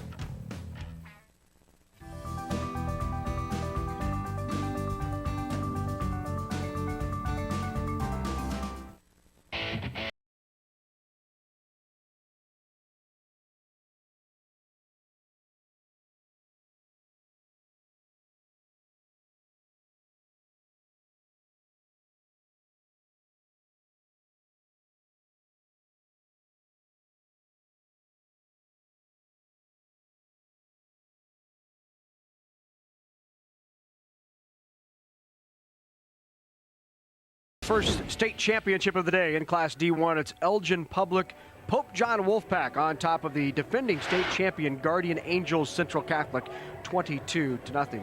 Glad to be joined here at halftime by the marketing director of the NSAA, Bud Dahlstrom. Bud, thanks for being with us. Thank you. Good to be here. We get a chance to talk about some of the other state championships at halftime. We're going to begin with girls golf. Why don't you talk with a little bit about the kind of season the girls had? Okay, great. Of course, girls golf is the first championship of the fall season for our member schools, and October 10th and 11th were the dates this year. We had 3 championships for 3 classes at the same time. Class A was held again at Norfolk Country Club. Class B was at Riverside Golf Club in Grand Island, and Class C once again at Quail Run Golf Course in Columbus. The communities roll out the red carpet for the girls, and with the weather being as good as it was this year, it's one less thing they have to worry about overcoming. We had a great event. The Class A championship on the team side this year was won by Grand Island, and they broke a run of a few years by Omaha Marion. The Class A individual champion was from Lincoln Southwest. Gentry Carveth won that title. In Class B, the team championship was won by Elkhorn South, and also an Elkhorn South student won the individual championship, Ann Pearson. And in Class C this year, kind of a special year for Class C, Boone Central won their 3rd consecutive state title. And on the individual side, a young lady from Doniphan Trumbull High School, Danielle Lemick, became, to our knowledge, only the 18th lady golfer in high school for the United States to ever win 4 consecutive individual golf titles. And not only that, but she also broke the single-day scoring record as far as the NSAA is concerned by shooting 5 under par 67. That's quite an, and there you see your NSAA state champs. In Class A, it was, as you said, Grand Island, Elkhorn South. So another great year. I know the challenges of holding state championship for golf at 3 different locations can keep you guys hopping a little bit.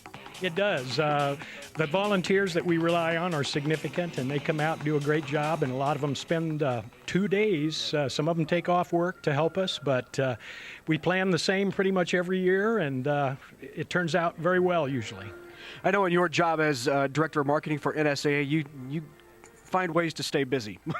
Talk about what you're up to these days. Okay, well, we're very fortunate, of course, to have great corporate sponsors with our association, and we're happy this year to welcome a new sponsor. The Nebraska Chiropractic Physicians Association joins the NSAA as title sponsor for our NSAA Academic All-State Award. That's a program that's been running for 5 years, but the NCPA Academic All-State Award now honors students that are nominated by their schools for their academic prowess, for their leadership qualities, and for the contributions they make to their individual high school activities programs. We've honored over 22,000 high school students in the last 5 years with that program. U.S. Cellular is beginning their 4th year as a sponsor. They sponsor the entire association, but are also the title sponsor for the U.S. Cellular Cup. And we'll introduce the winning schools from last year and present their cups tonight during the finals of the Class B championship game at halftime. We're also very pleased, of course, to have Farmers Insurance as sponsor of the Farmers School Sportsmanship Award, and that gives schools a chance to really emphasize during the year the importance of good sportsmanship and good citizenship. And finally, of course, last but not least, starting their 15th year as NSAA's premier corporate sponsor, U.S. Bank provides great support, gives us a chance to do a lot of extra things for our member schools, and they are a sponsor, of course, of the U.S. Bank Believers and Achievers program, and we'll introduce the first group of Believers and Achievers tomorrow night during halftime of the Class A championship finals. Well, I know people all across the state really appreciate what you and everyone at the NSAA does. We certainly appreciate your help here at NET and putting on these championships, but it's also great to see not only recognizing great athletes, but great student athletes throughout the year. So, Bud, thanks so much for joining us. You're very welcome. Good to be here. That's Bud Dahlstrom, NSAA Marketing Director. We're at halftime of the Class D1 State Championship. Elgin-Pope, Pope John on top, 22-0. What inspired me to pursue a career in technology was the fact that I have kids. We need the internet. They wouldn't be able to do any of their research without it. It's really important for our children to think science and technology is important. I believe that all kids should look towards technology because that's where the world is going. Get involved in all of the science activities because all of that experience can lead you a long way. To find out what you can do to inspire a young person, visit connectamillionminds.com. Power Drive Electric Car program gives high school students a hands-on way to apply studies, learn about electricity and energy efficiency, and develop skills that will benefit them throughout their lives. Nebraska Public Power District encourages students and teachers to get involved. Schools have the power to make it happen. For information on Power Drive, visit oppd.com or nppd.com. America's export of soybeans helps the U.S. maintain a positive agricultural trade balance. Nebraska contributes half of its soybeans for export. The protein and oil content in soybeans enhance the growing demand for higher protein diets. The Nebraska Soybean Board promotes research to develop new soybean varieties with higher protein and oil content for major agricultural markets. The Nebraska Soybean Checkoff, growing opportunity from the ground up. Nebraska college basketball comes to NET Sports. Watch the Nebraska men play Alcorn State December 17th and again on the 20th against Central Michigan. Then on December 21st, the women Huskers take on South Dakota State. Catch college basketball right here on NET1 and NET HD.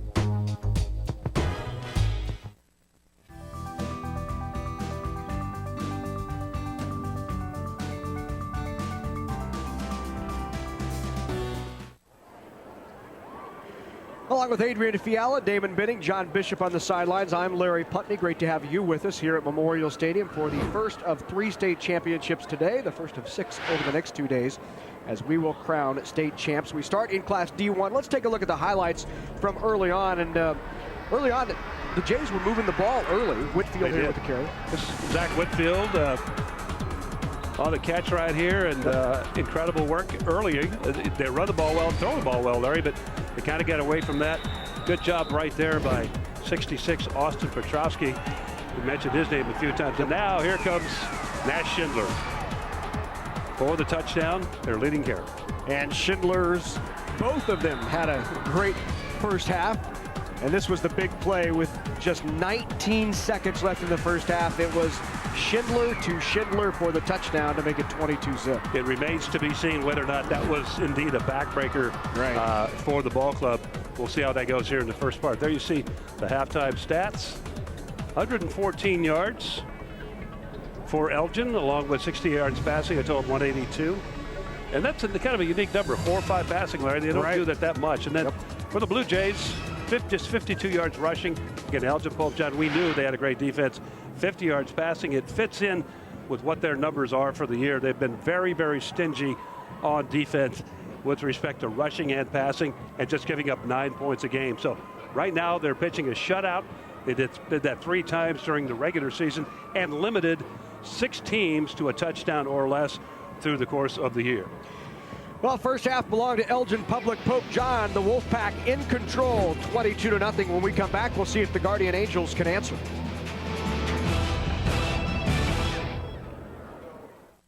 It's easy to spot people who participated in high school sports and activities. Right on time.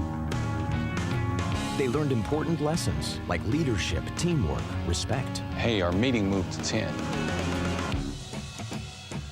We'll be ready. Values that last a lifetime. We need to focus on 3 factors. Support high school sports and activities in your community. When kids take part, they get set for life. You know, many years ago, when I was about 8 years old, I got the opportunity to watch a box turtle behind my house lay her eggs. And watching that turtle go through all that effort, it just piqued my curiosity, and I wanted to learn more and read more. My entire job is science. I want children to get connected with science and utilize the technology and the engineering abilities, because each one of us has the ability to change the world. To find out what you can do to inspire a young person, visit connectamillionminds.com. Hey, college doesn't just happen. You have to push yourself as you go through high school. Don't be afraid to take classes like Algebra 2, Biology, or a foreign language. They can help raise your ACT score and prepare you for college. I wasn't the smartest kid in high school, but I took the tough classes and I passed. So what are you waiting for? Push yourself over to your counselor's office and sign up for them. They won't be easy, but you'll be glad you did.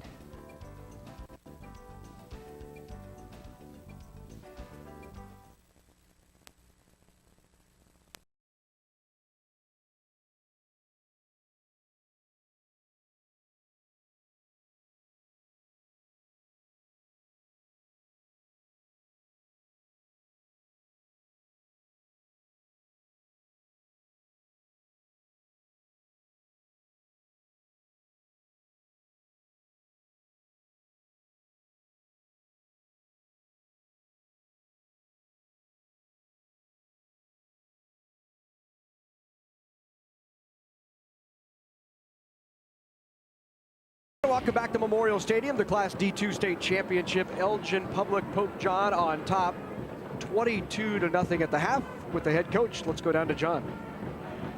Well, Coach, so far, good first half, pitching a shutout so far. You've really been doing a good job of stymieing their running game. Yep, our defense has played well. We stopped the running game, kind of got them out of their game, which that's what we wanted to do. I think the kids, the mistakes we've had, we should have another touchdown probably, but we've had a penalty on a block punt and turnover there, which was big. So, but we just got to eliminate our mistakes, keep playing our game, keep playing great defense. You're not much of a throwing team, but that wheel route certainly did wonders for you at the end of the first half. Yeah, that was a big play.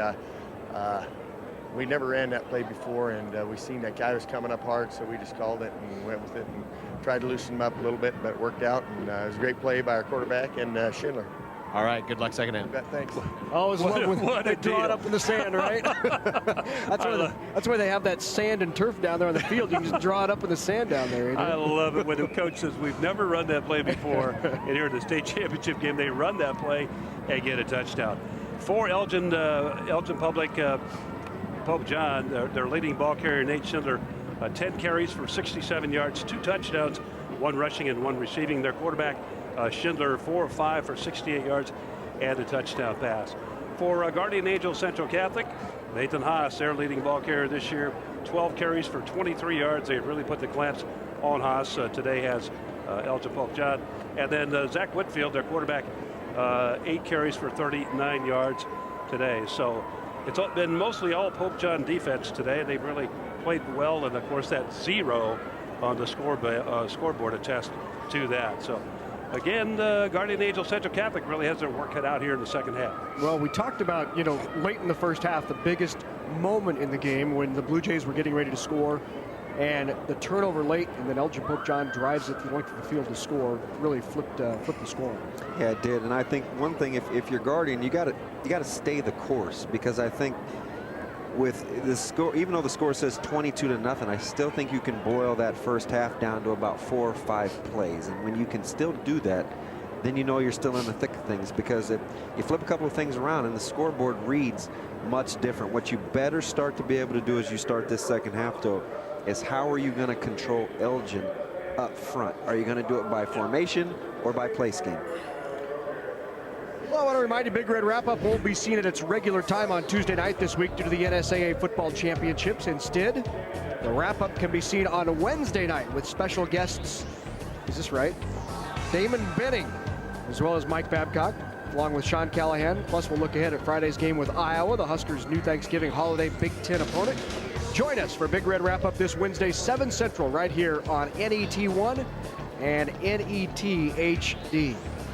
You're going to join them this week. I am. We'll be there. I didn't know that.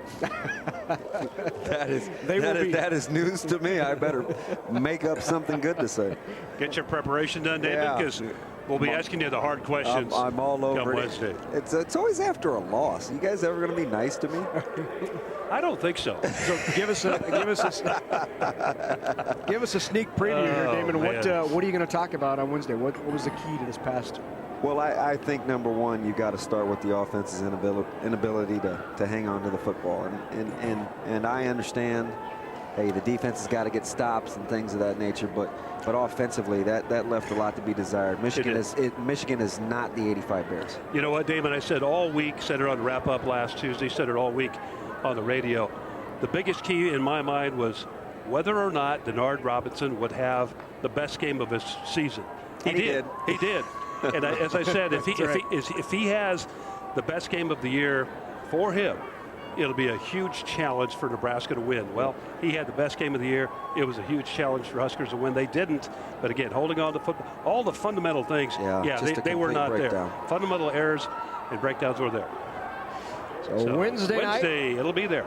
On NET, Big Red Wrap-Up. Kevin Kugler, Adrian Fiala, Damon Benning, and the rest of the stars will be with you on the NET studios. Don't forget Mike Babcock. That's right. Mike Babcock will be there as well.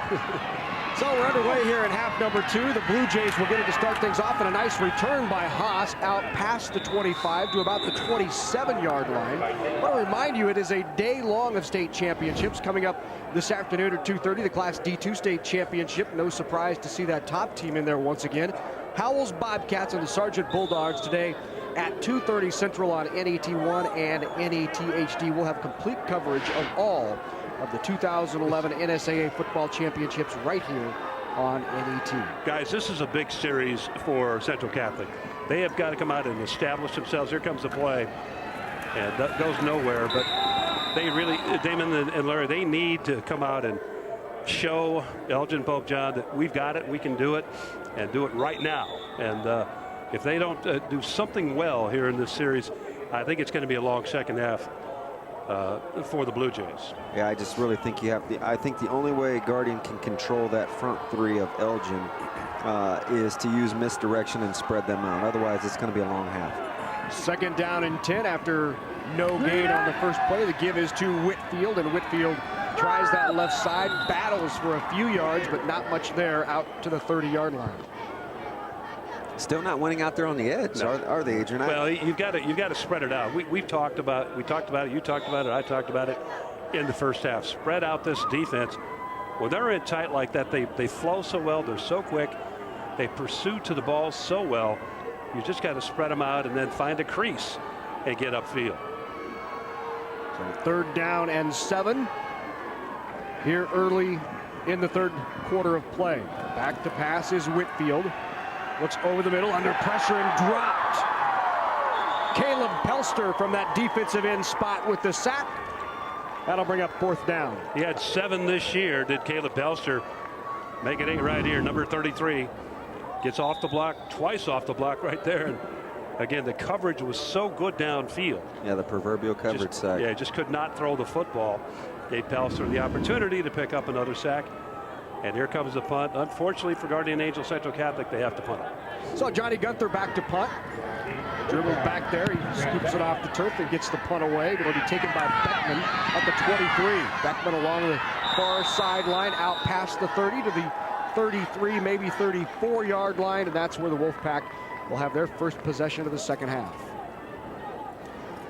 Well, I want to remind you the best way to keep in touch with NET Sports is to log on to Facebook.com and become a fan of our Facebook page at Facebook.com/NET Sports. You'll be able to see what's going on behind the scenes, keep up on what's coming up on NET Sports, and yes, please like us on Facebook.com. You guys know social websites. You take advantage of that. All over it. I'll be a spectator. Not quite the tweet you are, but I'm a Facebooker. Toss goes outside. Schindler's got some room. Schindler, the blocker in front of him, pushed out of bounds as he gets into Blue Jay territory, inside the 30 down to the 28-yard line on the carry by Nash Schindler. 19-yard gain. I mentioned this. You betcha. I mentioned this young man, Blake Anderson, number 21. You will not see him there because he actually took his man who was pursuing on the snap across the line of scrimmage, took him out of the play, but he's the guy that got the play started, and they headed upfield for a great game. That was Ross Schindler we just saw at the tail end with the knockdown. Little brotherly love. 10 carries, 85 yards for Nash Schindler. Now on the option, he'll do it himself. Ross Schindler keeps it in for the touchdown. 28-yard touchdown run for the quarterback, junior Ross Schindler. Here I am not, and then here I am for the touchdown. Incredible ball handling that time. Good cut right there. Wow, doesn't get any better than that, guys. I'll tell you, he is a complete football player. He's shown you a little bit of everything. He's led, he's shown good toughness. There he's shown you good decision making, and there he shows you the speed. Yep. 8 touchdown on the year for Schindler. And now 28-0 on the 2-point conversion. Schindler. Nash this time for the 2-point conversion, and it is 30-0. Elgin-Pope, Pope John on top. Boy, and it went just the way that Guardian Angel Central Catholic did not want it to go. They really wanted to come out here in the third quarter, make a drive, establish themselves, tell Elgin-Pope, Pope John, here we are, we're going to play the second half and get back in it. Didn't happen that way. They had to punt, and then Pope John takes it all the way in. Let's go down to the field to John. Well, before the game, there might have been a little bit of concern about Schindler's availability for this one because he spent a good portion of the end of warm-ups getting his ankles retaped. There was some concern that maybe there was an injury, but actually what it was just a bad tape job. Whatever happened, they got him taped up just right because he's playing a heck of a ball game, and right now West Point is in a deep, deep hole, thanks in large part to Ross Schindler. So the touchdown by Ross Schindler. Thank you, John Bishop, down on the field. Against South Loop, it was Ross going for 140 yards in the playoffs. They've really had a balanced attack throughout the playoffs. 3 different players with more than 100 yards rushing in 3 separate games. Schindler, and also Blake Anderson, the fullback, in the first round of the playoffs, rushed for 130 yards. That touchdown drive, 28 yards on the TD play itself, but 3 plays, 47 yards in total for the score, and now that 30-0 lead by Elgin-Pope, Pope John. So Nash Schindler on the day, 10 carries, 83 yards and a touchdown. Ross now with 9 carries, 58 yards and a touchdown. Good balance by that Elgin-Pope, Pope John offense. Do you think those guys keep a list? They do. They do keep a list. Kick down the middle by Sire was taken out past the 25 to about the 26-yard line. Well, you just got to wonder when Nate Haas is going to start to get some touches here. If nothing else, just to establish some presence, right, and keep this thing moving here. He's got to get some touches here. Well, 12 carries in the first half for 23 yards for Nate Haas, and he can do much, much better than that, as we all know. There is the give to Haas in the backfield. Breaks one tackle. Rides into another one for a short gain of about 2 yards. Another Schindler right there, Larry. Drew Schindler that time, slowing Haas down. He was the first guy to make contact, slowed him down, and the rest of his teammates came in to make the tackle. So once again, playing tough, strong defense, Elgin-Pope John. 2nd down and 8. Was that Nate's first carry? It certainly felt like it. It might have been. The keeper on the outside by Whitfield, and Whitfield a gain of 3. A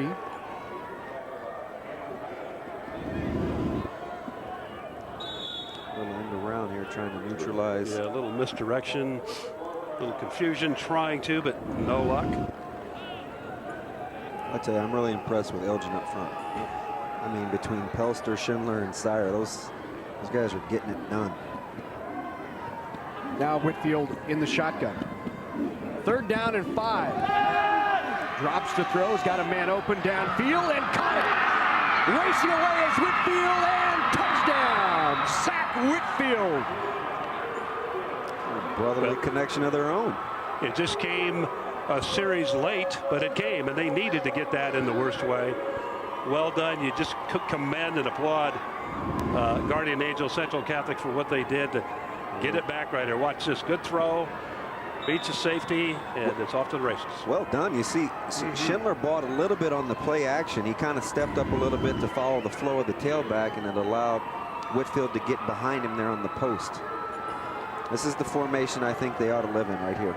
So first score of the game. The give, and in there is Whitfield again. Zach Whitfield.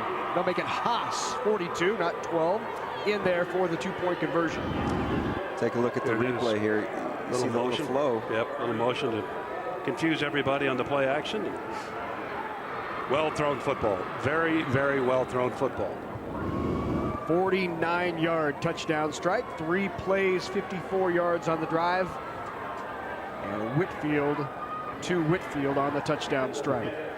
Well, this Friday night, NET News takes you inside the world of gang activity in Nebraska. Find out what a convict-turned-minister is trying to do to keep kids from turning to street violence in Omaha.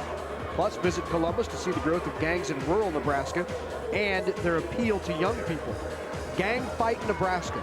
There's this Friday night, 7:30 Central on NET1 and here on NET HD.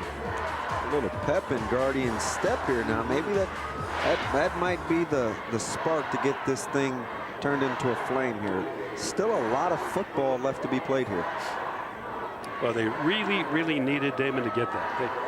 You would like to get it right away when you come out, but it came the next series. It's okay. It works in that situation also, but they really needed to get themselves on the board. Central Catholic has been down in the playoffs previously. They came from behind to beat Creighton, scoring late in the game as the kick return comes back out past the 20 to the 22-yard line. So the Wolfpack will have its second possession here of the second half.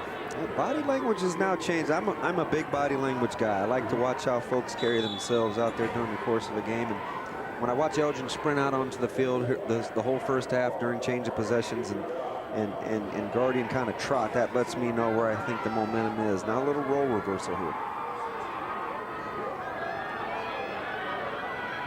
So first down and 10 from the 22 for the Wolfpack.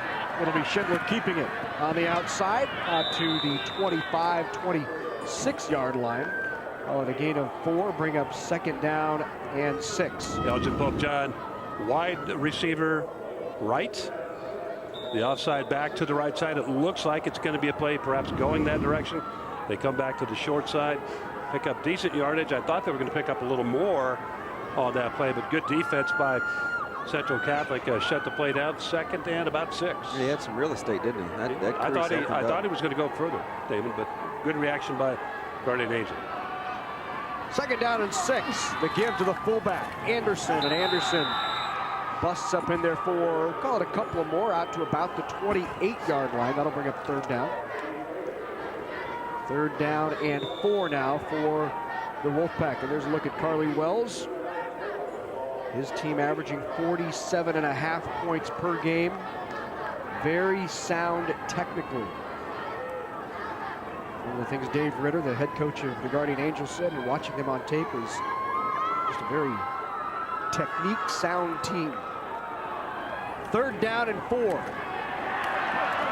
Keeps it himself out on the left side. Good fake by Ross Schindler. Schindler enough for the first down. That was great. That was the best Houdini I've seen in a long time. I was looking for the ball. Oh, everybody thought this one's going in the middle. Watch this. Great fake. You cannot see it if you're a defender. You cannot see that he has the football. Then you wait about a click and then take off and go, and he picks the first down. Boy, if I'm voting for underappreciated guys, and I'm just speaking specifically to Elgin, boy, Blake Anderson is doing it all right now. All the dirty work, young fella. Great number, too. Schindler will keep it himself. Piles in there for a gain of 3 yards. Out to the 38-yard line, about 3 on the carry. Bring up 2nd down and 7. There's that big guy in the middle. Yeah, Derek Brock. 6 of massive humanity. 6'8". Precisely, you think that helmet is. Goodness. Came on special order. That's right. 6 minutes to go here in the third quarter, second half of play. Schindler's got it and a first down and ran out of bounds at the 32-yard line. Another first down for the Wolfpack. I tell you, Elgin took some time out of the conventional power I. They'd gotten away from it for a couple of series. But right here, back in the traditional I, and lo and behold, you get the nice little pull and wrap around, and you kick out by Anderson, and you're back in business. Once again, that's how you draw it up. Once again, as you said, Blake Anderson, he has been a factor all day for their offense, and a factor right there. He did that kick out block coming to the left-hand side. He just took care of the defender, gave the ball carrier a chance to just cut up inside and go and pick up that first down. Throwback too, no sleeves, no gloves. He's an old school fullback. No tape. Right. First down and 10. Give to Schindler, put his head down and grinded through there for a couple of yards. Earlier today, we talked with Carly Wells about his quarterback, Ross Schindler. Ross Schindler, he's a good kid. We started out the year playing 2 quarterbacks, but Ross, he's come around.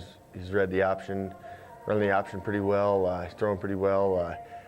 He's really just made our team a complete team now since he's really come around. It's been about halfway through the season, so it's made a difference in our offense. 12 carries, 72 yards, and a touchdown thus far for Ross Schindler. Now 2nd down and 9. To give to the fullback Anderson. Anderson with another short gain inside the 30-yard line, down to about the 29. Bring up 3rd down.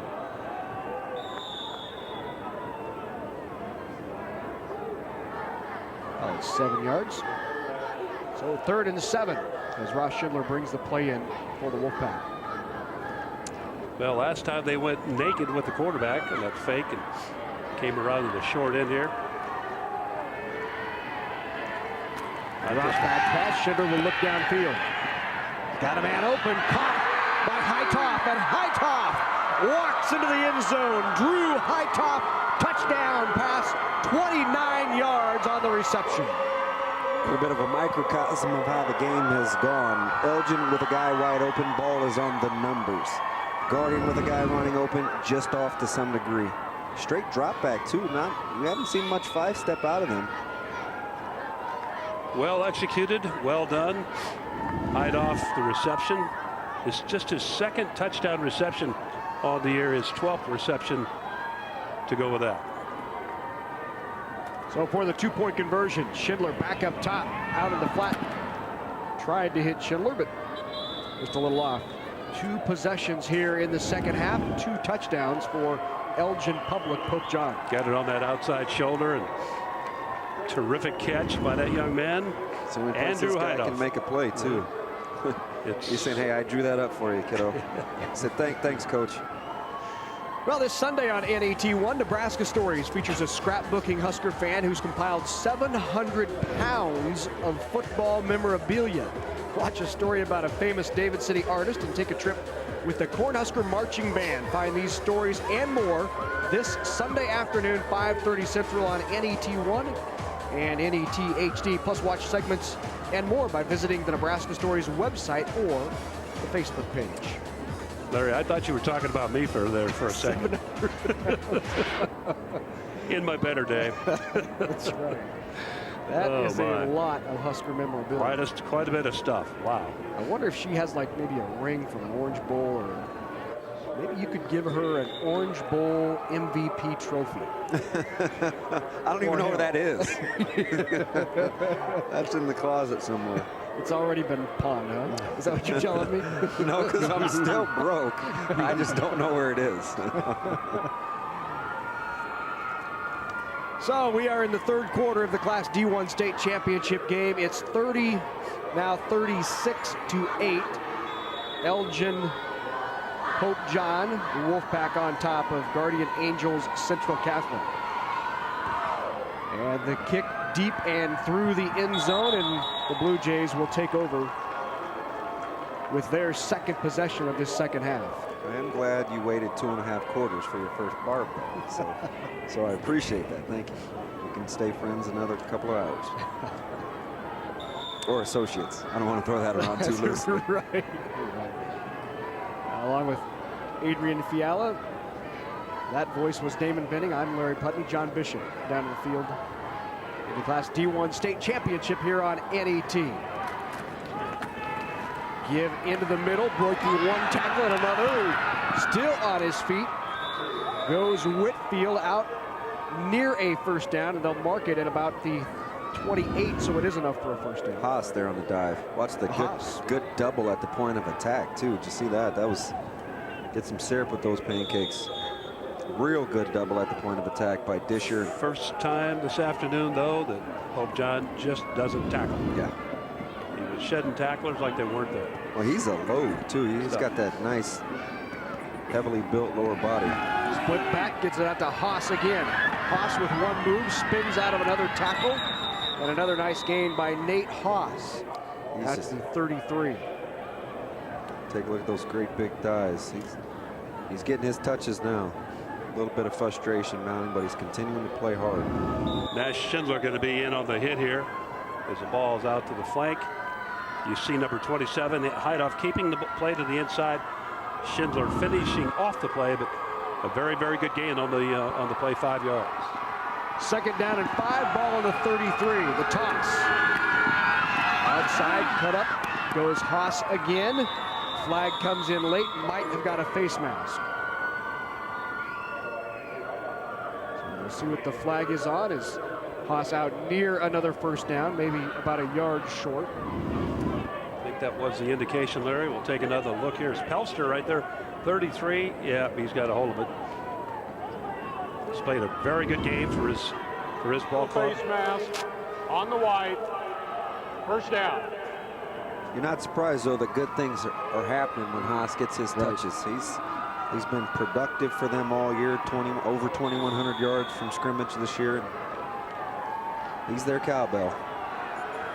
Excuse me, bell cow. First down and 10 on the option. Tried to get it out to Haas, but piled up by that public Pope John Wolfpack defense. Looked like Heidoff again over there, number 48. Flowing well to the football from his middle backer spot. Also Nash Schindler in on the play. Jared Sire. Just a host of tacklers over there. As we said earlier, this team pursues very, very well to the football. Second down and 9.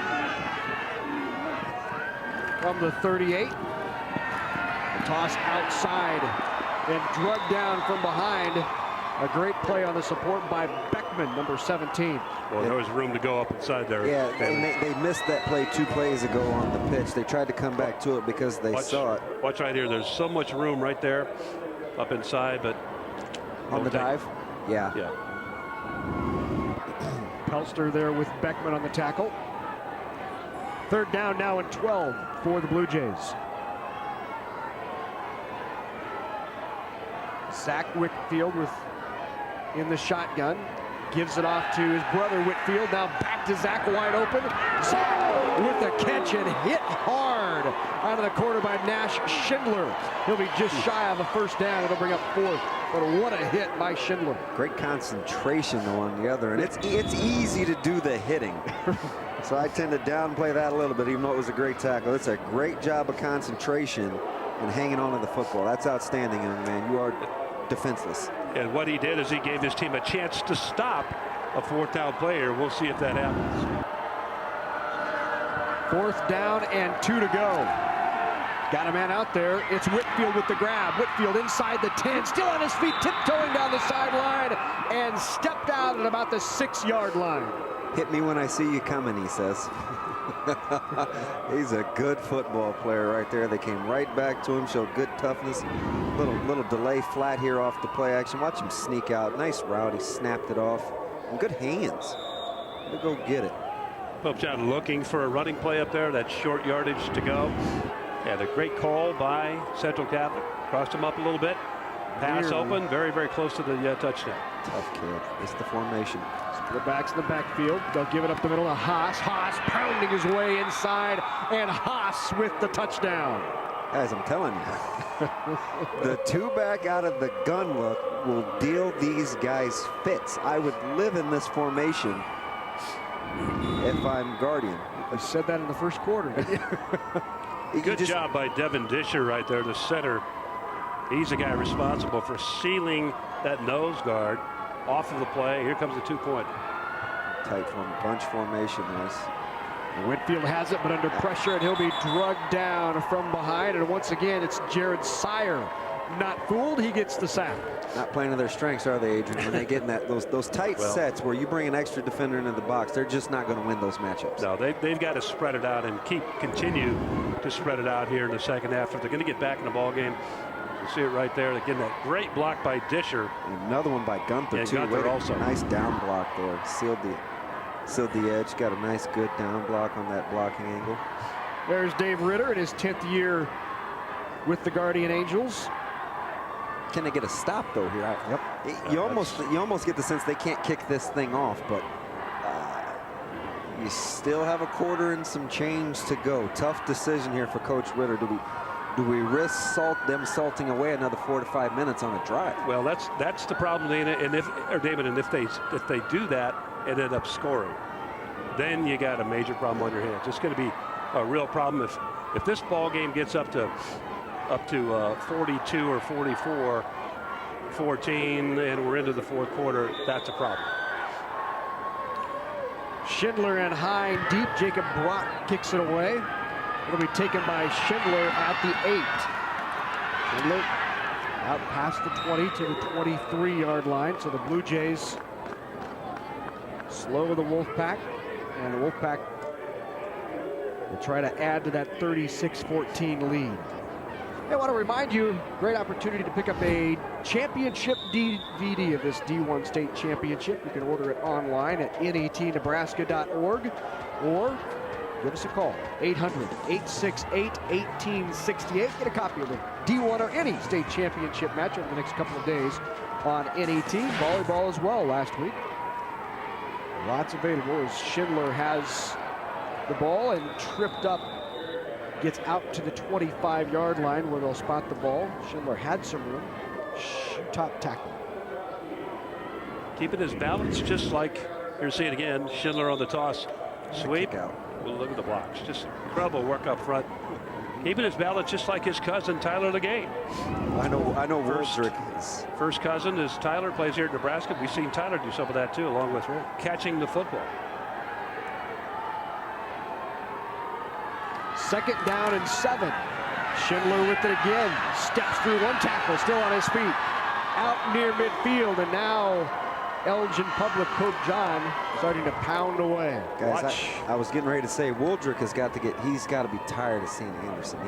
I mean, this is mano-a-mano. This is isolation toss. Fullback just kicking out outside linebacker. Schindler getting up inside. He is wearing Woldrick out. Anderson took his man a full 10 yards down the field on the block. Incredible work. Blake Anderson. Inside 20 seconds to go here in the third quarter, and that one more time is Schindler, who is now over 100 yards in the game.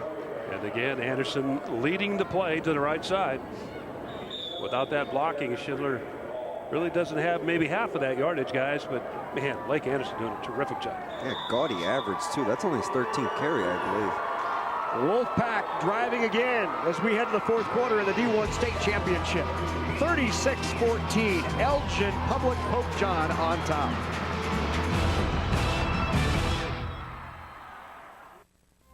We'd like to say we have the good life in our state. And for more than 40 years, Nebraska Public Power District has kept the good life running smoothly for Nebraskans. We are driven to go above and beyond with a spirit to provide reliable, affordable electricity with outstanding customer service each and every day. Because in the end, we want to make the good life better for all.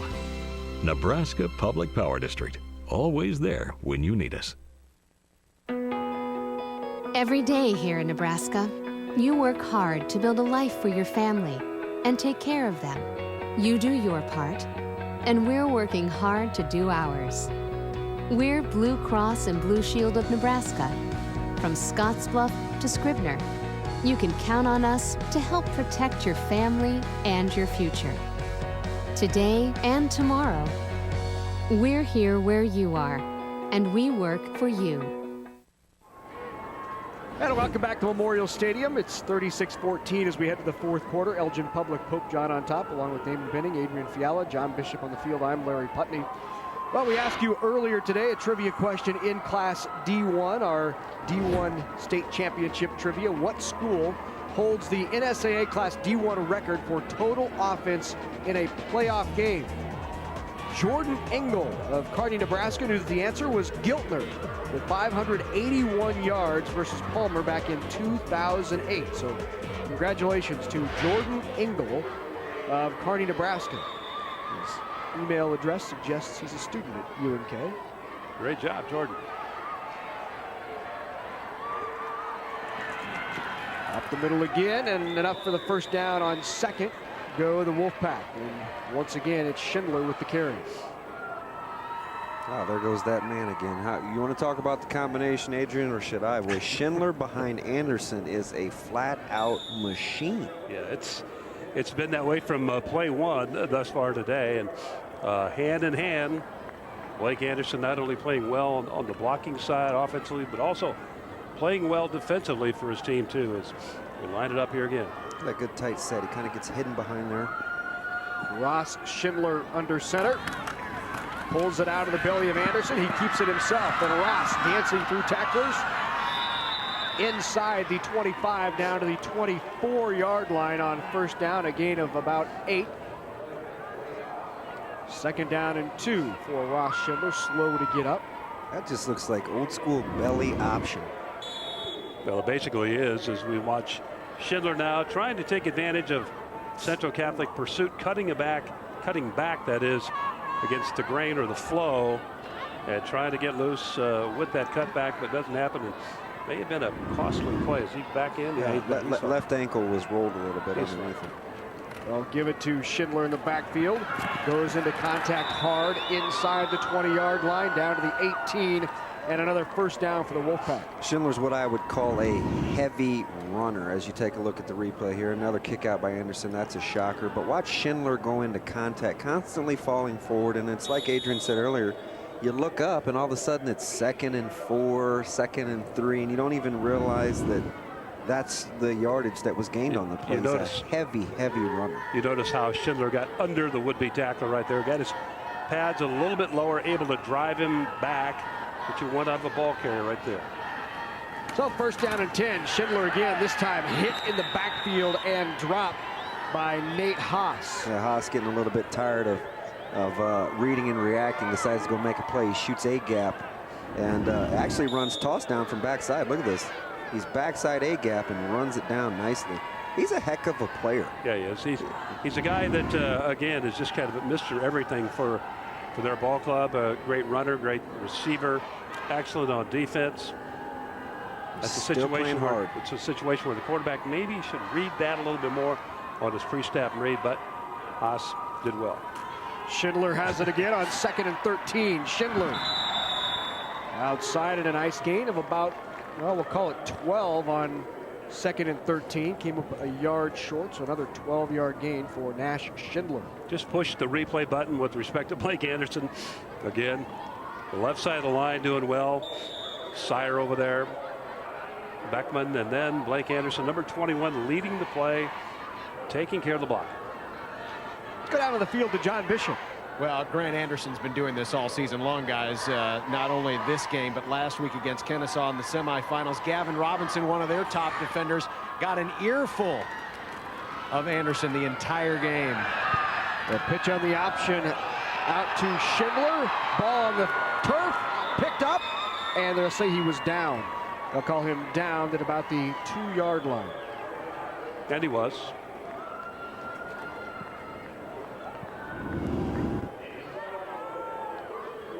Long pitch right there. Good job by Schindler to catch up to it. And now just power, power, power, go.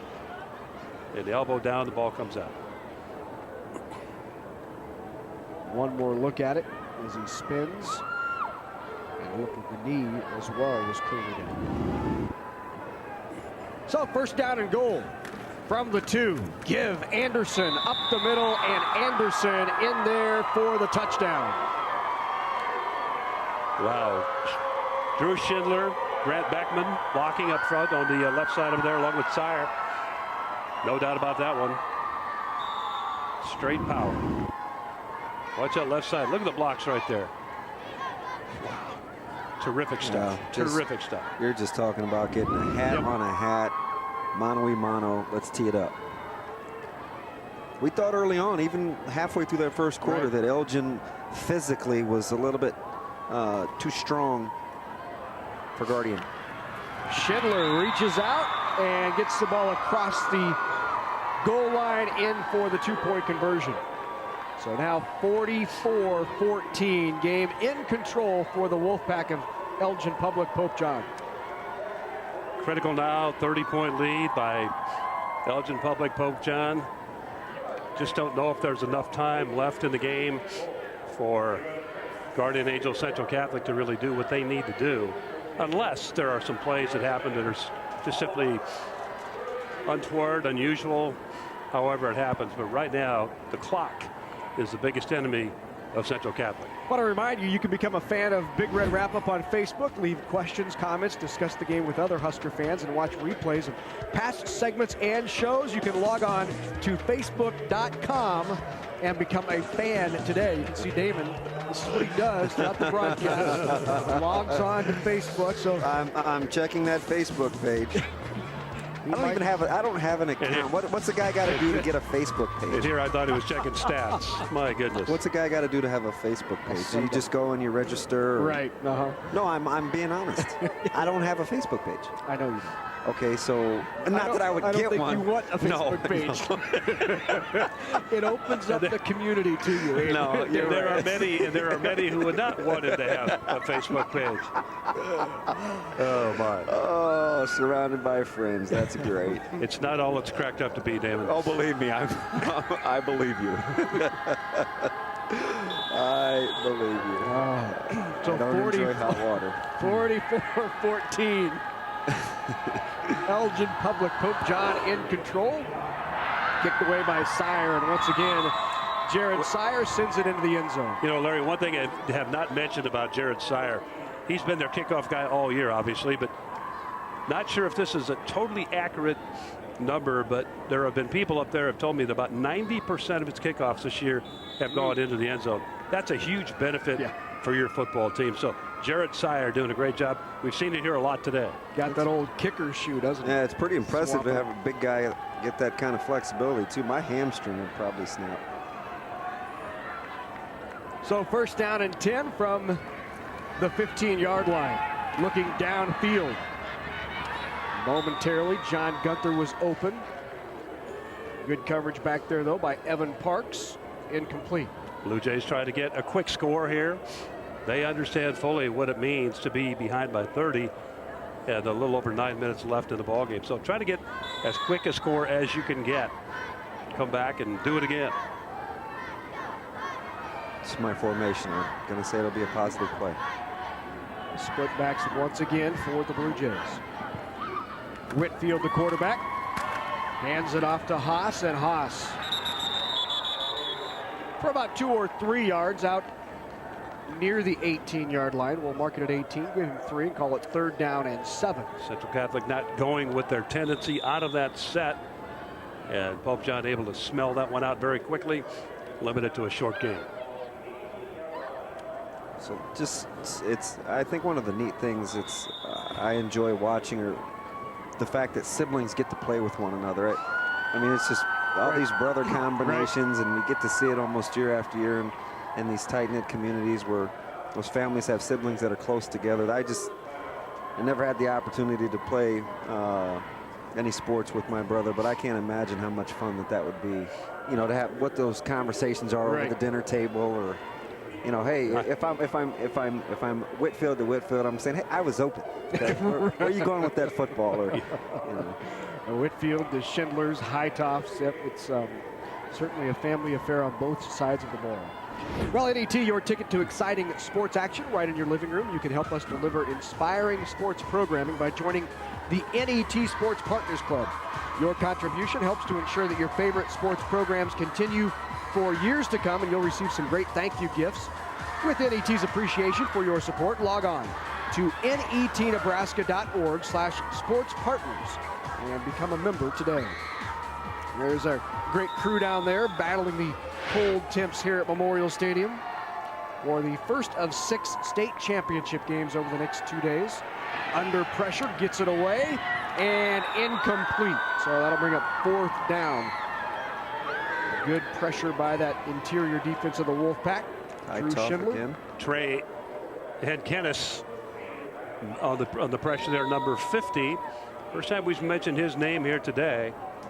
And Kennis, a senior, 5'10", 200 pounds. There he is. Great pursuit to the quarterback, and he just made him deliver it maybe just a little bit quicker than he wanted, but ball falls incomplete. Now they'll kick it away. Johnny Gunther in there again. And he kicks it away and goes out of bounds. The Wolfpack will take over possession of their own territory at the 33-yard line. We should ask JB, since he's a lot tougher than us, but doesn't it seem to you like the temp has dropped since the game has started? This morning on the news, they said it was going to be a beautiful day up until about noon, and then things would change. Well, the temperature has indeed dropped, and it's clouded over. Not sure if precipitation is on the way later, but hope not. Breeze picking up a little bit, too. We had a great day. I jinxed him. I told him we finally got a nice day to be outside. I apologize. Give in the backfield to Schindler. And Schindler out to about the 35-yard line. Is it cold down there, John? It has actually cooled off just a little bit. The wind has picked up, not much, just a little bit.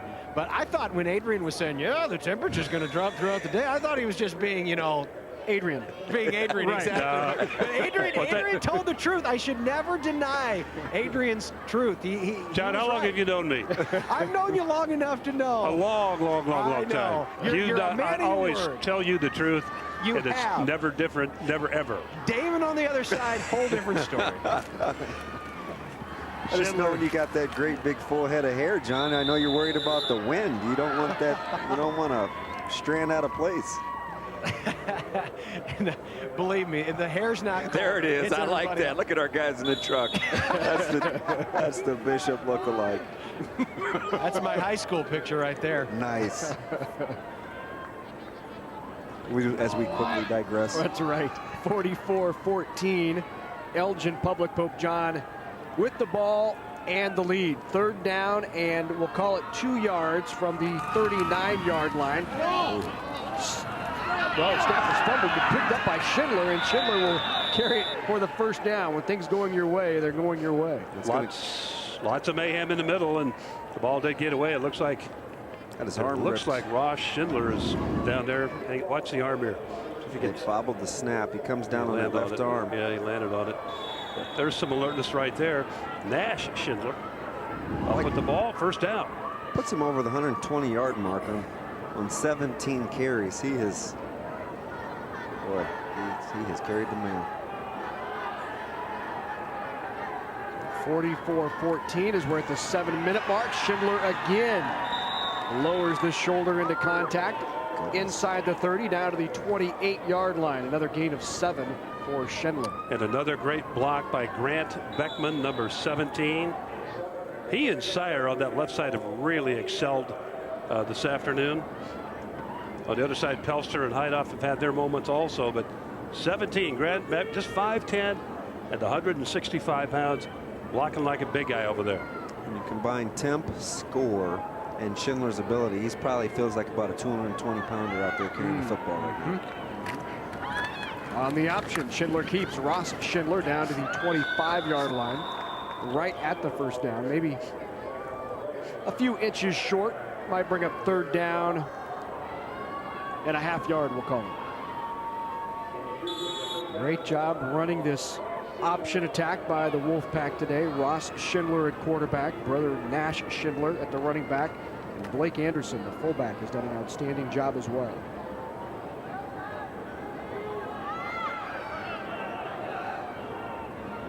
Third down and short. Anderson give right up the middle. Nobody home. And Anderson with another first down at the 20-yard line. Drew Schindler, the center. Pelster at that right spot, that right guard spot, clearing the way. Terrific work once again. Boy, that front bunch for Elgin-Pope John has really done a terrific job today. Anderson with 800 yards on the season, 22 touchdowns, picked up the first down there. Now 1st and 10, flag on the play.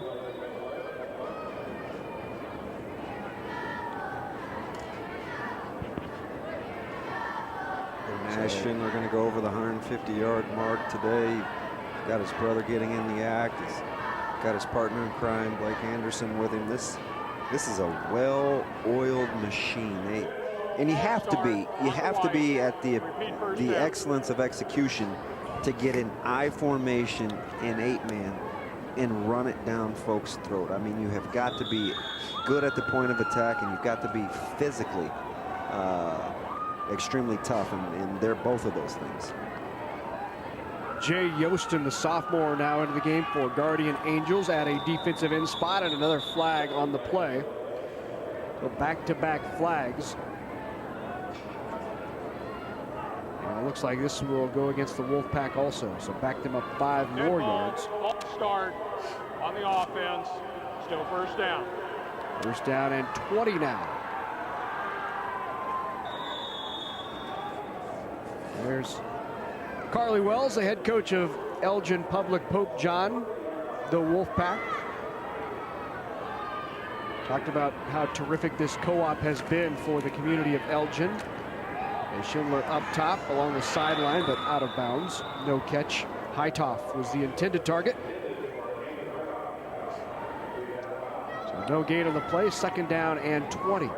Elgin-Pope John this afternoon, 375 total yards, 218 of that on the ground, and they have averaged 371 on the year, 301 rushing, so they've exceeded their total. They're still short of their average rushing, but man, they've just shown lots of strength and lots of power.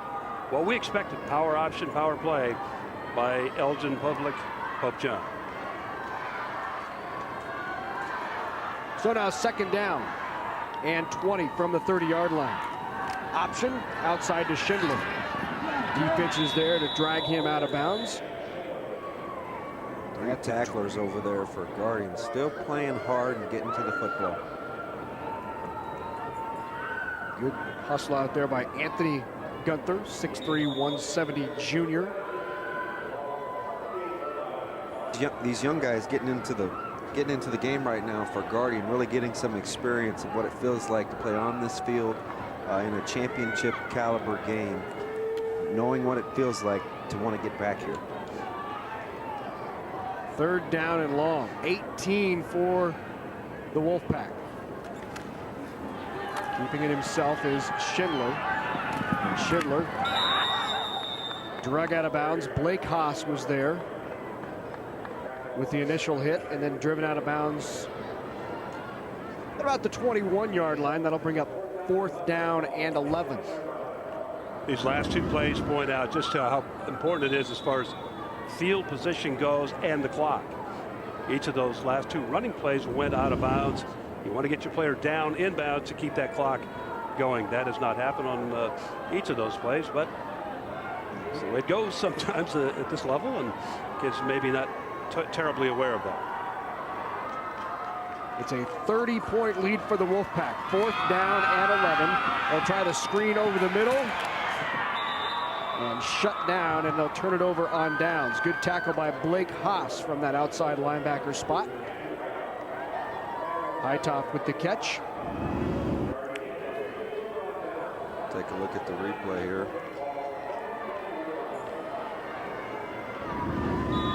Good hustle. That's how you can tell a well-coached football team. Guys that play hard, and you can't really tell what the score is based on their style of play. That's a testament to both coaches out here. So 1st and 10 for the Bluejays. Whitfield nearly picked off by Beckman. He was looking for Zach Whitfield. It's a perfect picture of why you can't always attest cramps to warm weather, because I think he was getting them in both calves. Watch him break on the football here. He's a little late with the delivery. Oh, he'll watch that film and say, why did I not catch that one? Holy cow. And then catch it and you go. I mean, it's 6. You go. Whitfield under pressure, pulls it down, and tackled from behind with an assist. Something happened with his compass there. He had a lot of daylight. I don't know if he was waiting for a receiver to come open or the umpire got in his way, but it looked like Whitfield could have tucked that for a sizable gain. Trey Hinkinius there on the tackle. Is that the umpire got in the way? Yep. It was the umpire got in the way. Give Ryan Purdy an assist on the play. At least on the decision making. Inside 4 minutes now.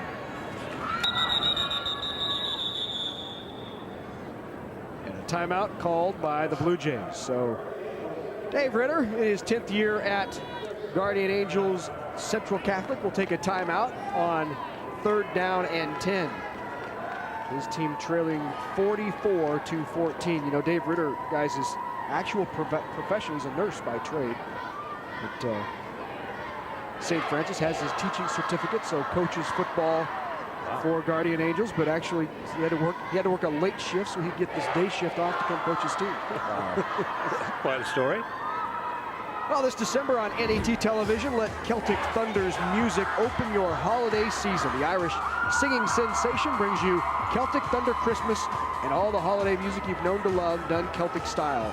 Begin your holiday season with Celtic Thunder Christmas, Saturday, December 3rd at 9 here on NET1 and NET HD. Plus, hear how to get tickets for a meet and greet with Celtic Thunder. Any show with Thunder in it, I'm going. 3rd down and 10. Whitfield looks downfield over the middle, got a man, and knocked away at the last second by Beckman. Beckman doing a nice job in that secondary. Well, I'll tell you what, number 17, watch him here. Going to come from the back end and knock this ball away. The game he has played today, I got to think, if you're looking for an MVP of this game, he's got to be close to it. He's blocked so well up front. He's played great defense. He's doing a heck of a job. There he is right there, Beckman. Good thing is if you're Elgin, it could be one of 5, 6 guys. Right, yep. And make a good case for all of them. Along with Blake Anderson on the block. Punt is away. And it will roll to a stop inside the 20-yard line down to the 18, call it 17-yard line where they will spot it. Inside 3 minutes, 30 seconds to go in this D1 championship game. Hey, want to remind you, we'd love to hear what you think about our coverage here on NET Sports. Send us your comments at sports@netnebraska.org. maybe a few tips and suggestions on how Damon can get on Facebook as well to sports at netnebraska.org. We'd love to hear what you think. We love bringing you these state high school championships on NET. Let's go down to the field to John Bishop. John. Well, guys, we're about to see another championship claimed from within what is being known in some circles as the Magic Circle. There's a place in northeast Nebraska right now, as we take a look at another fine run by Schindler. There's a place in northeast Nebraska, if you can draw an imaginary circle that starts around Howells, takes you along Highway 91, goes up towards Bloomfield, then west towards Elgin, then back south towards Albion. There have been more championships in the Class D ranks from that circle of northeast Nebraska than in any other part of the state. And Elgin-Pope, John, Elgin Public, about ready to claim yet another one inside that Magic Circle. Could see another one in our next game with Howells coming up. Hey, John, I'm glad it's a circle and not a triangle, okay? I thought Americans weren't supposed to be good at geography. See, that's why I always feel smarter being around Bish. You know? Goodness. So out to the 30-yard line, a gain enough for a first down. We'll bring up 1st and 10 now for the Wolfpack inside 3 minutes. On the carry by Blake Anderson. Northeast Nebraska, they play a little football up there. Had great Class C teams over the years too. You know, Norfolk Catholic back here again this year. There's another outstanding team from Northeast Nebraska. Matt Harrion territory? Absolutely. That's right. Terrific action. You want the carrier? You think about Matt Harrion, you remember the injury. The injury. I just had a flashback to just how horrific that was. Such a great player. Yes, and, you know, he'd be playing in the NFL today were it not for that injury. And just a great kid, too. He is really a great kid. A lot of great people up there. I know the unofficial head of the Elgin-Pope John Booster Club is Ron Bodie. And he makes his presence known every now and then. 2nd down and 7. Schindler. Ross still on his feet. Well, he is nifty. I like his footwork. He's got good savvy, good patience. He understands the design of the run play. As they'll get the well-earned ovation as those starters come off the field. So Schindler will get a break, and the starters come out. And with 1:35 to go here in this D1 championship, we'll get a look at wholesale changes for the Wolfpack. Alex Pelster, the quarterback. And so Pelster will give to the up man. Number 13, carried by Shane Beckman, junior running back, 5'10", 155, a gain of 2. You know, guys, I want to just mention about Pelster very quickly, the backup quarterback. If you think you're too small to play the game, just talk to Alex. He's 5'6" and weighs 120 pounds. He can play it. He can play it. Exchange troubles picked up by and spun out. Ed Pelster. It was Blake Schrage. So now 35 seconds to go. And listen to this crowd. There's no Catholic in public where we're from. We're Elgin. Look at this. And the water shower took place. They got Carly Wells. And a flag on the play will momentarily stop the clock. Now we'll back up the Wolfpack. Here's another look at it. Oh, they got him good. Empty your hoodie there, Carly. Empty your hoodie. Well done, good and faithful servants. Feels good on a day like this. A state championship day. So that will be the last play of the game. The clock runs out, and your Class D1 state champs, Elgin Public, Pope John Wolfpack.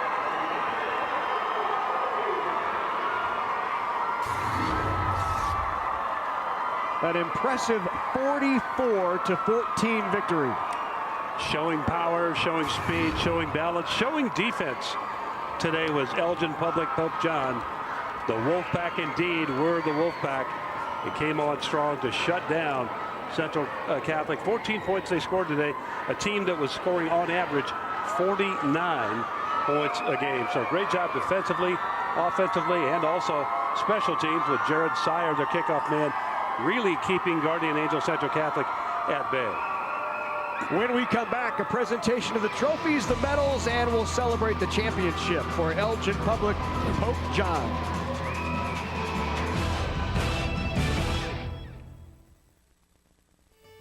A diesel-powered engine on a farm works hard and operates in a grueling environment. Soy biodiesel fuels stand up to the challenge of powering farm equipment, but are also renewable and environmentally responsible as well. The Nebraska Soybean Board is committed to encouraging the use of soy biodiesel to protect the environment and sustain Nebraska's agriculture. The Nebraska Soybean Checkoff, growing opportunity from the ground up. Power Drive electric car program gives high school students a hands-on way to apply studies, learn about electricity and energy efficiency, and develop skills that will benefit them throughout their lives. Nebraska Public Power District encourages students and teachers to get involved. Schools have the power to make it happen.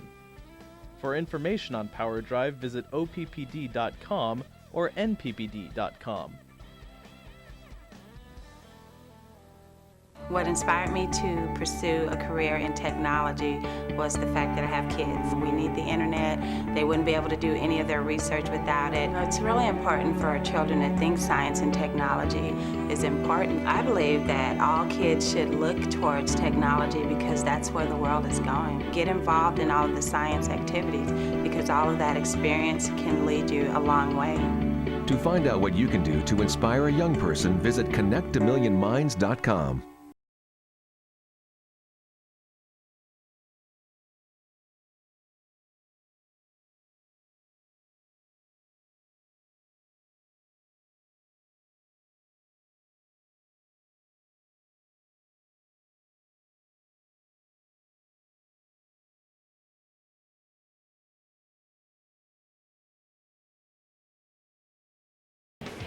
So back at Memorial Stadium, the Class D1 state championship in the books. Elgin-Pope John, the Wolfpack knock off the Guardian Angels Central Catholic Bluejays 44-14. If you'd like a copy of this state championship showdown, you can give us a call at 800-868-1868 or just log on to the website at netnebraska.org. $19.95 plus shipping and handling, and preserve these state championship memories for a lifetime.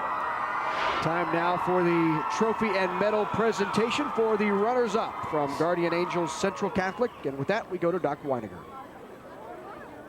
The Nebraska School Activities Association is honored to have medals and trophies for both of these outstanding teams.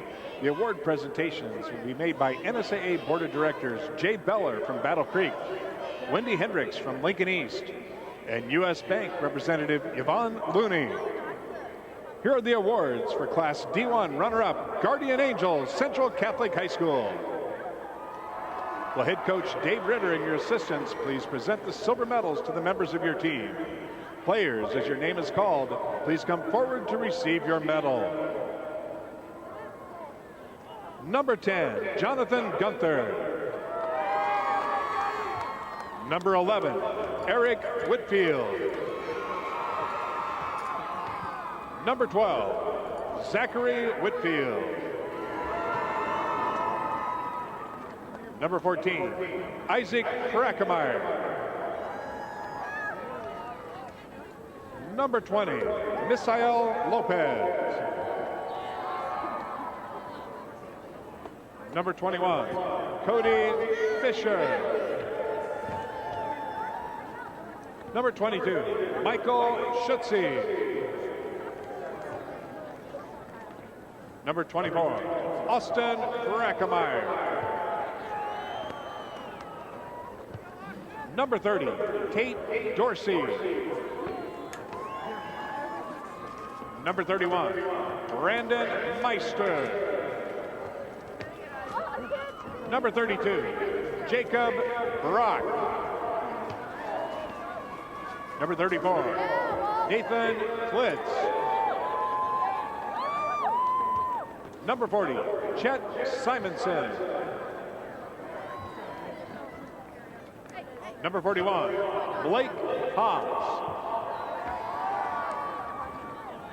Number 42, Nate Haas. Number 51, Jared Rolfe.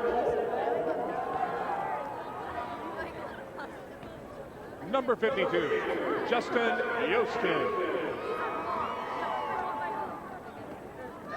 Number 54, Devin Disher. Number 55, Jay Yostin. Number 62, Nick Gaden. Number 63, Cody Stoiter. Number 65, Spencer Leffler. Number 66, Austin Petrowski. Number 67, Anthony Gunther. Number 72, Jordan Yostin. Number 73, Thomas Slagle. Number 75, Derek Brock. Number 76, Gabe Freyer. Number 80, Anthony Woldrick. Number 84, Jeremy Werdekamper. Number 86, Graham Manley. Number 88, Riley Simonson.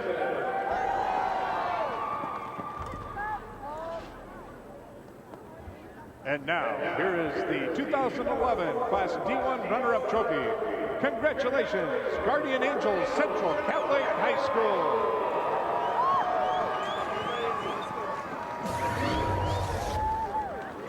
So Guardian Angels Central Catholic, the runner-up in Class D1, coming off a state championship year in 2010. Never an easy task to get back to a state championship, especially given what they had lost from last year. I think only 2 starters who had significant playing time back this year, so quite an accomplishment for Central Catholic. Indeed it is. An accomplishment for them, and also, you know, they ran into a powerhouse. They really did. Elgin-Pope just terrifically strong, quick, pursuing to the football, shut them down pretty well. Yeah, I was really impressed with the way Elgin played up front. I mean, that's tough to overcome, and it doesn't matter if you're playing 6, 8, 12, or 30-man football. When you can win up front and in the trenches and control the line of scrimmage, it's tough for you. Yep.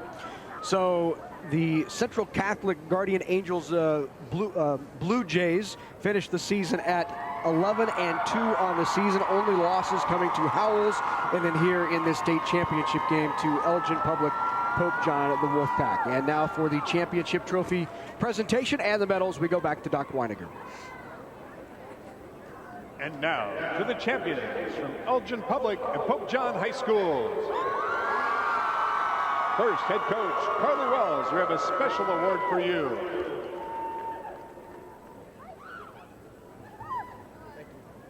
And now, coach, would you and your assistants please present the gold medals to the members of your championship team. Players, as your name is called, please come forward to receive your medal. Number 1, Nash Schindler.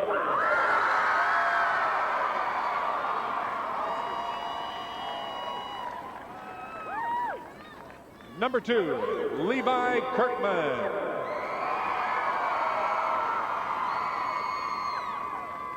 Number 3, Ryan Mees.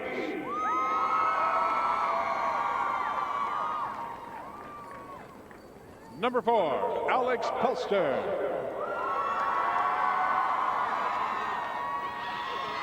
Number 5, Michael Copeland. Number 6, Russ Schindler. Number 9, Evan Parks. Number 10, Nicholas Haitog. Number 11, Truman Copeland.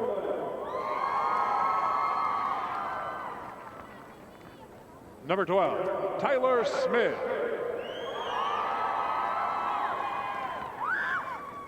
Number 13, Shane Beckman. Number 14, Brett Kinney. Number 16, Ethan Fisher. Number 17, Grant Beckman. Number 18, Austin Hay.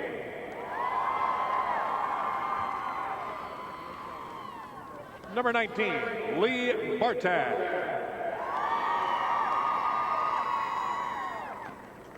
Number 21, Blake Anderson. Number 24, Michael Brabant. Number 27, Andrew Haida.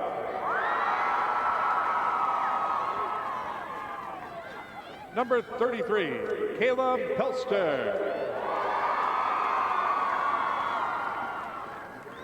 Number 38, Blake Schrage.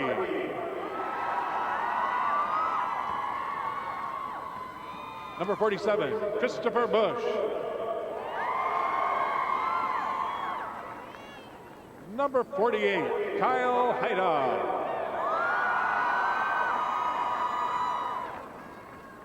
Number 50, Trey Henkenius. Number 53, Drew Schindler.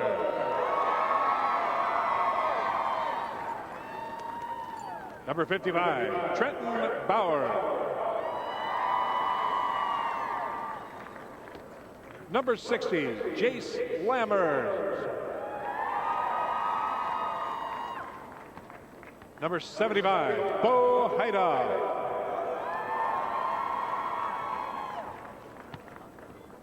Number 77, Alexander Grossero. Number 81, Peter Starman.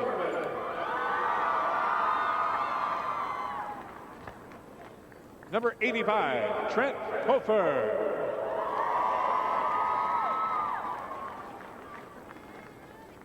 Number 89, Jordan Dietz.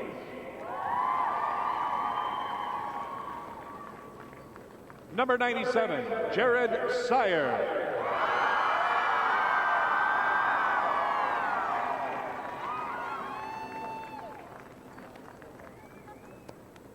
And now, these outstanding athletes and their schools, here is the 2011 Class D1 State Football Championship Trophy. Congratulations, Elgin Public and Pope John High Schools. So the first ever state championship for the newly combined Elgin Public Pope John Wolfpack, their second year in existence back in 2007. Both of these teams made it here to Memorial Stadium and the finals, Elgin and Pope John.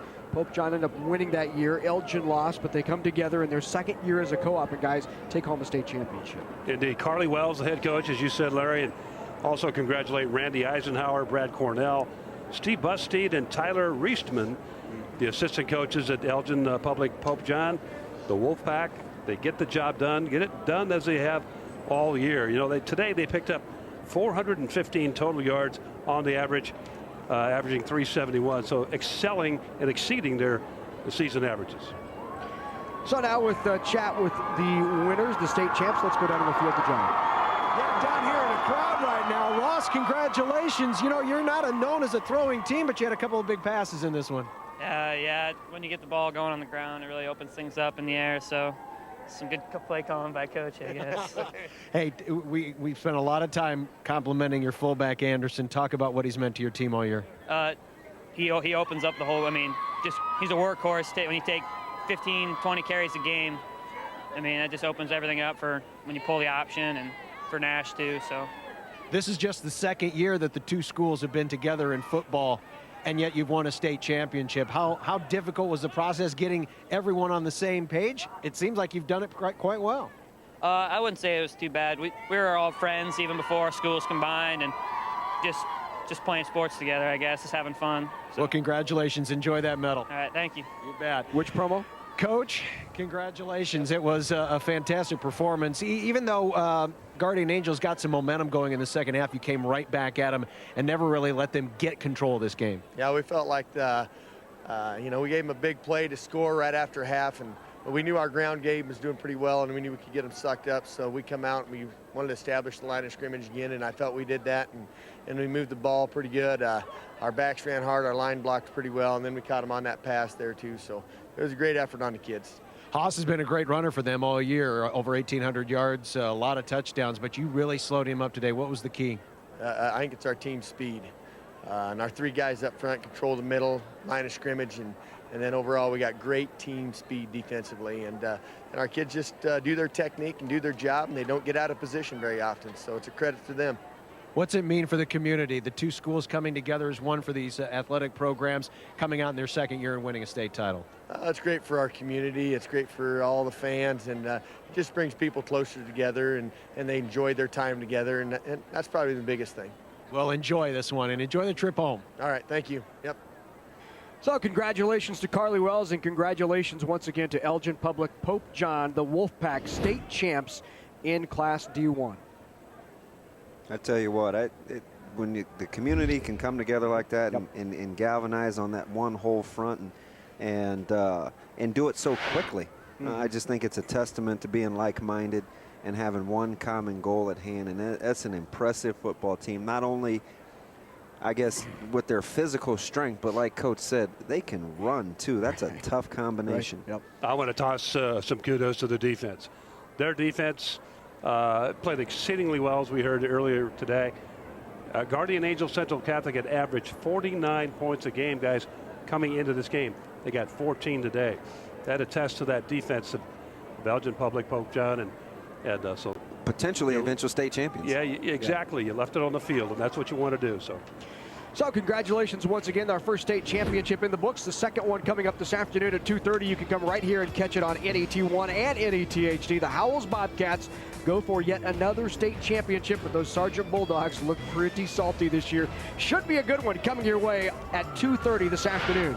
For Adrian Fiala, John Bishop, Damon Benning, I'm Larry Putney. For our entire NET Sports production crew, it's been great having you. The Class D1 state champs, Elgin-Pope Pope John Wolfpack. We'll see you later this afternoon.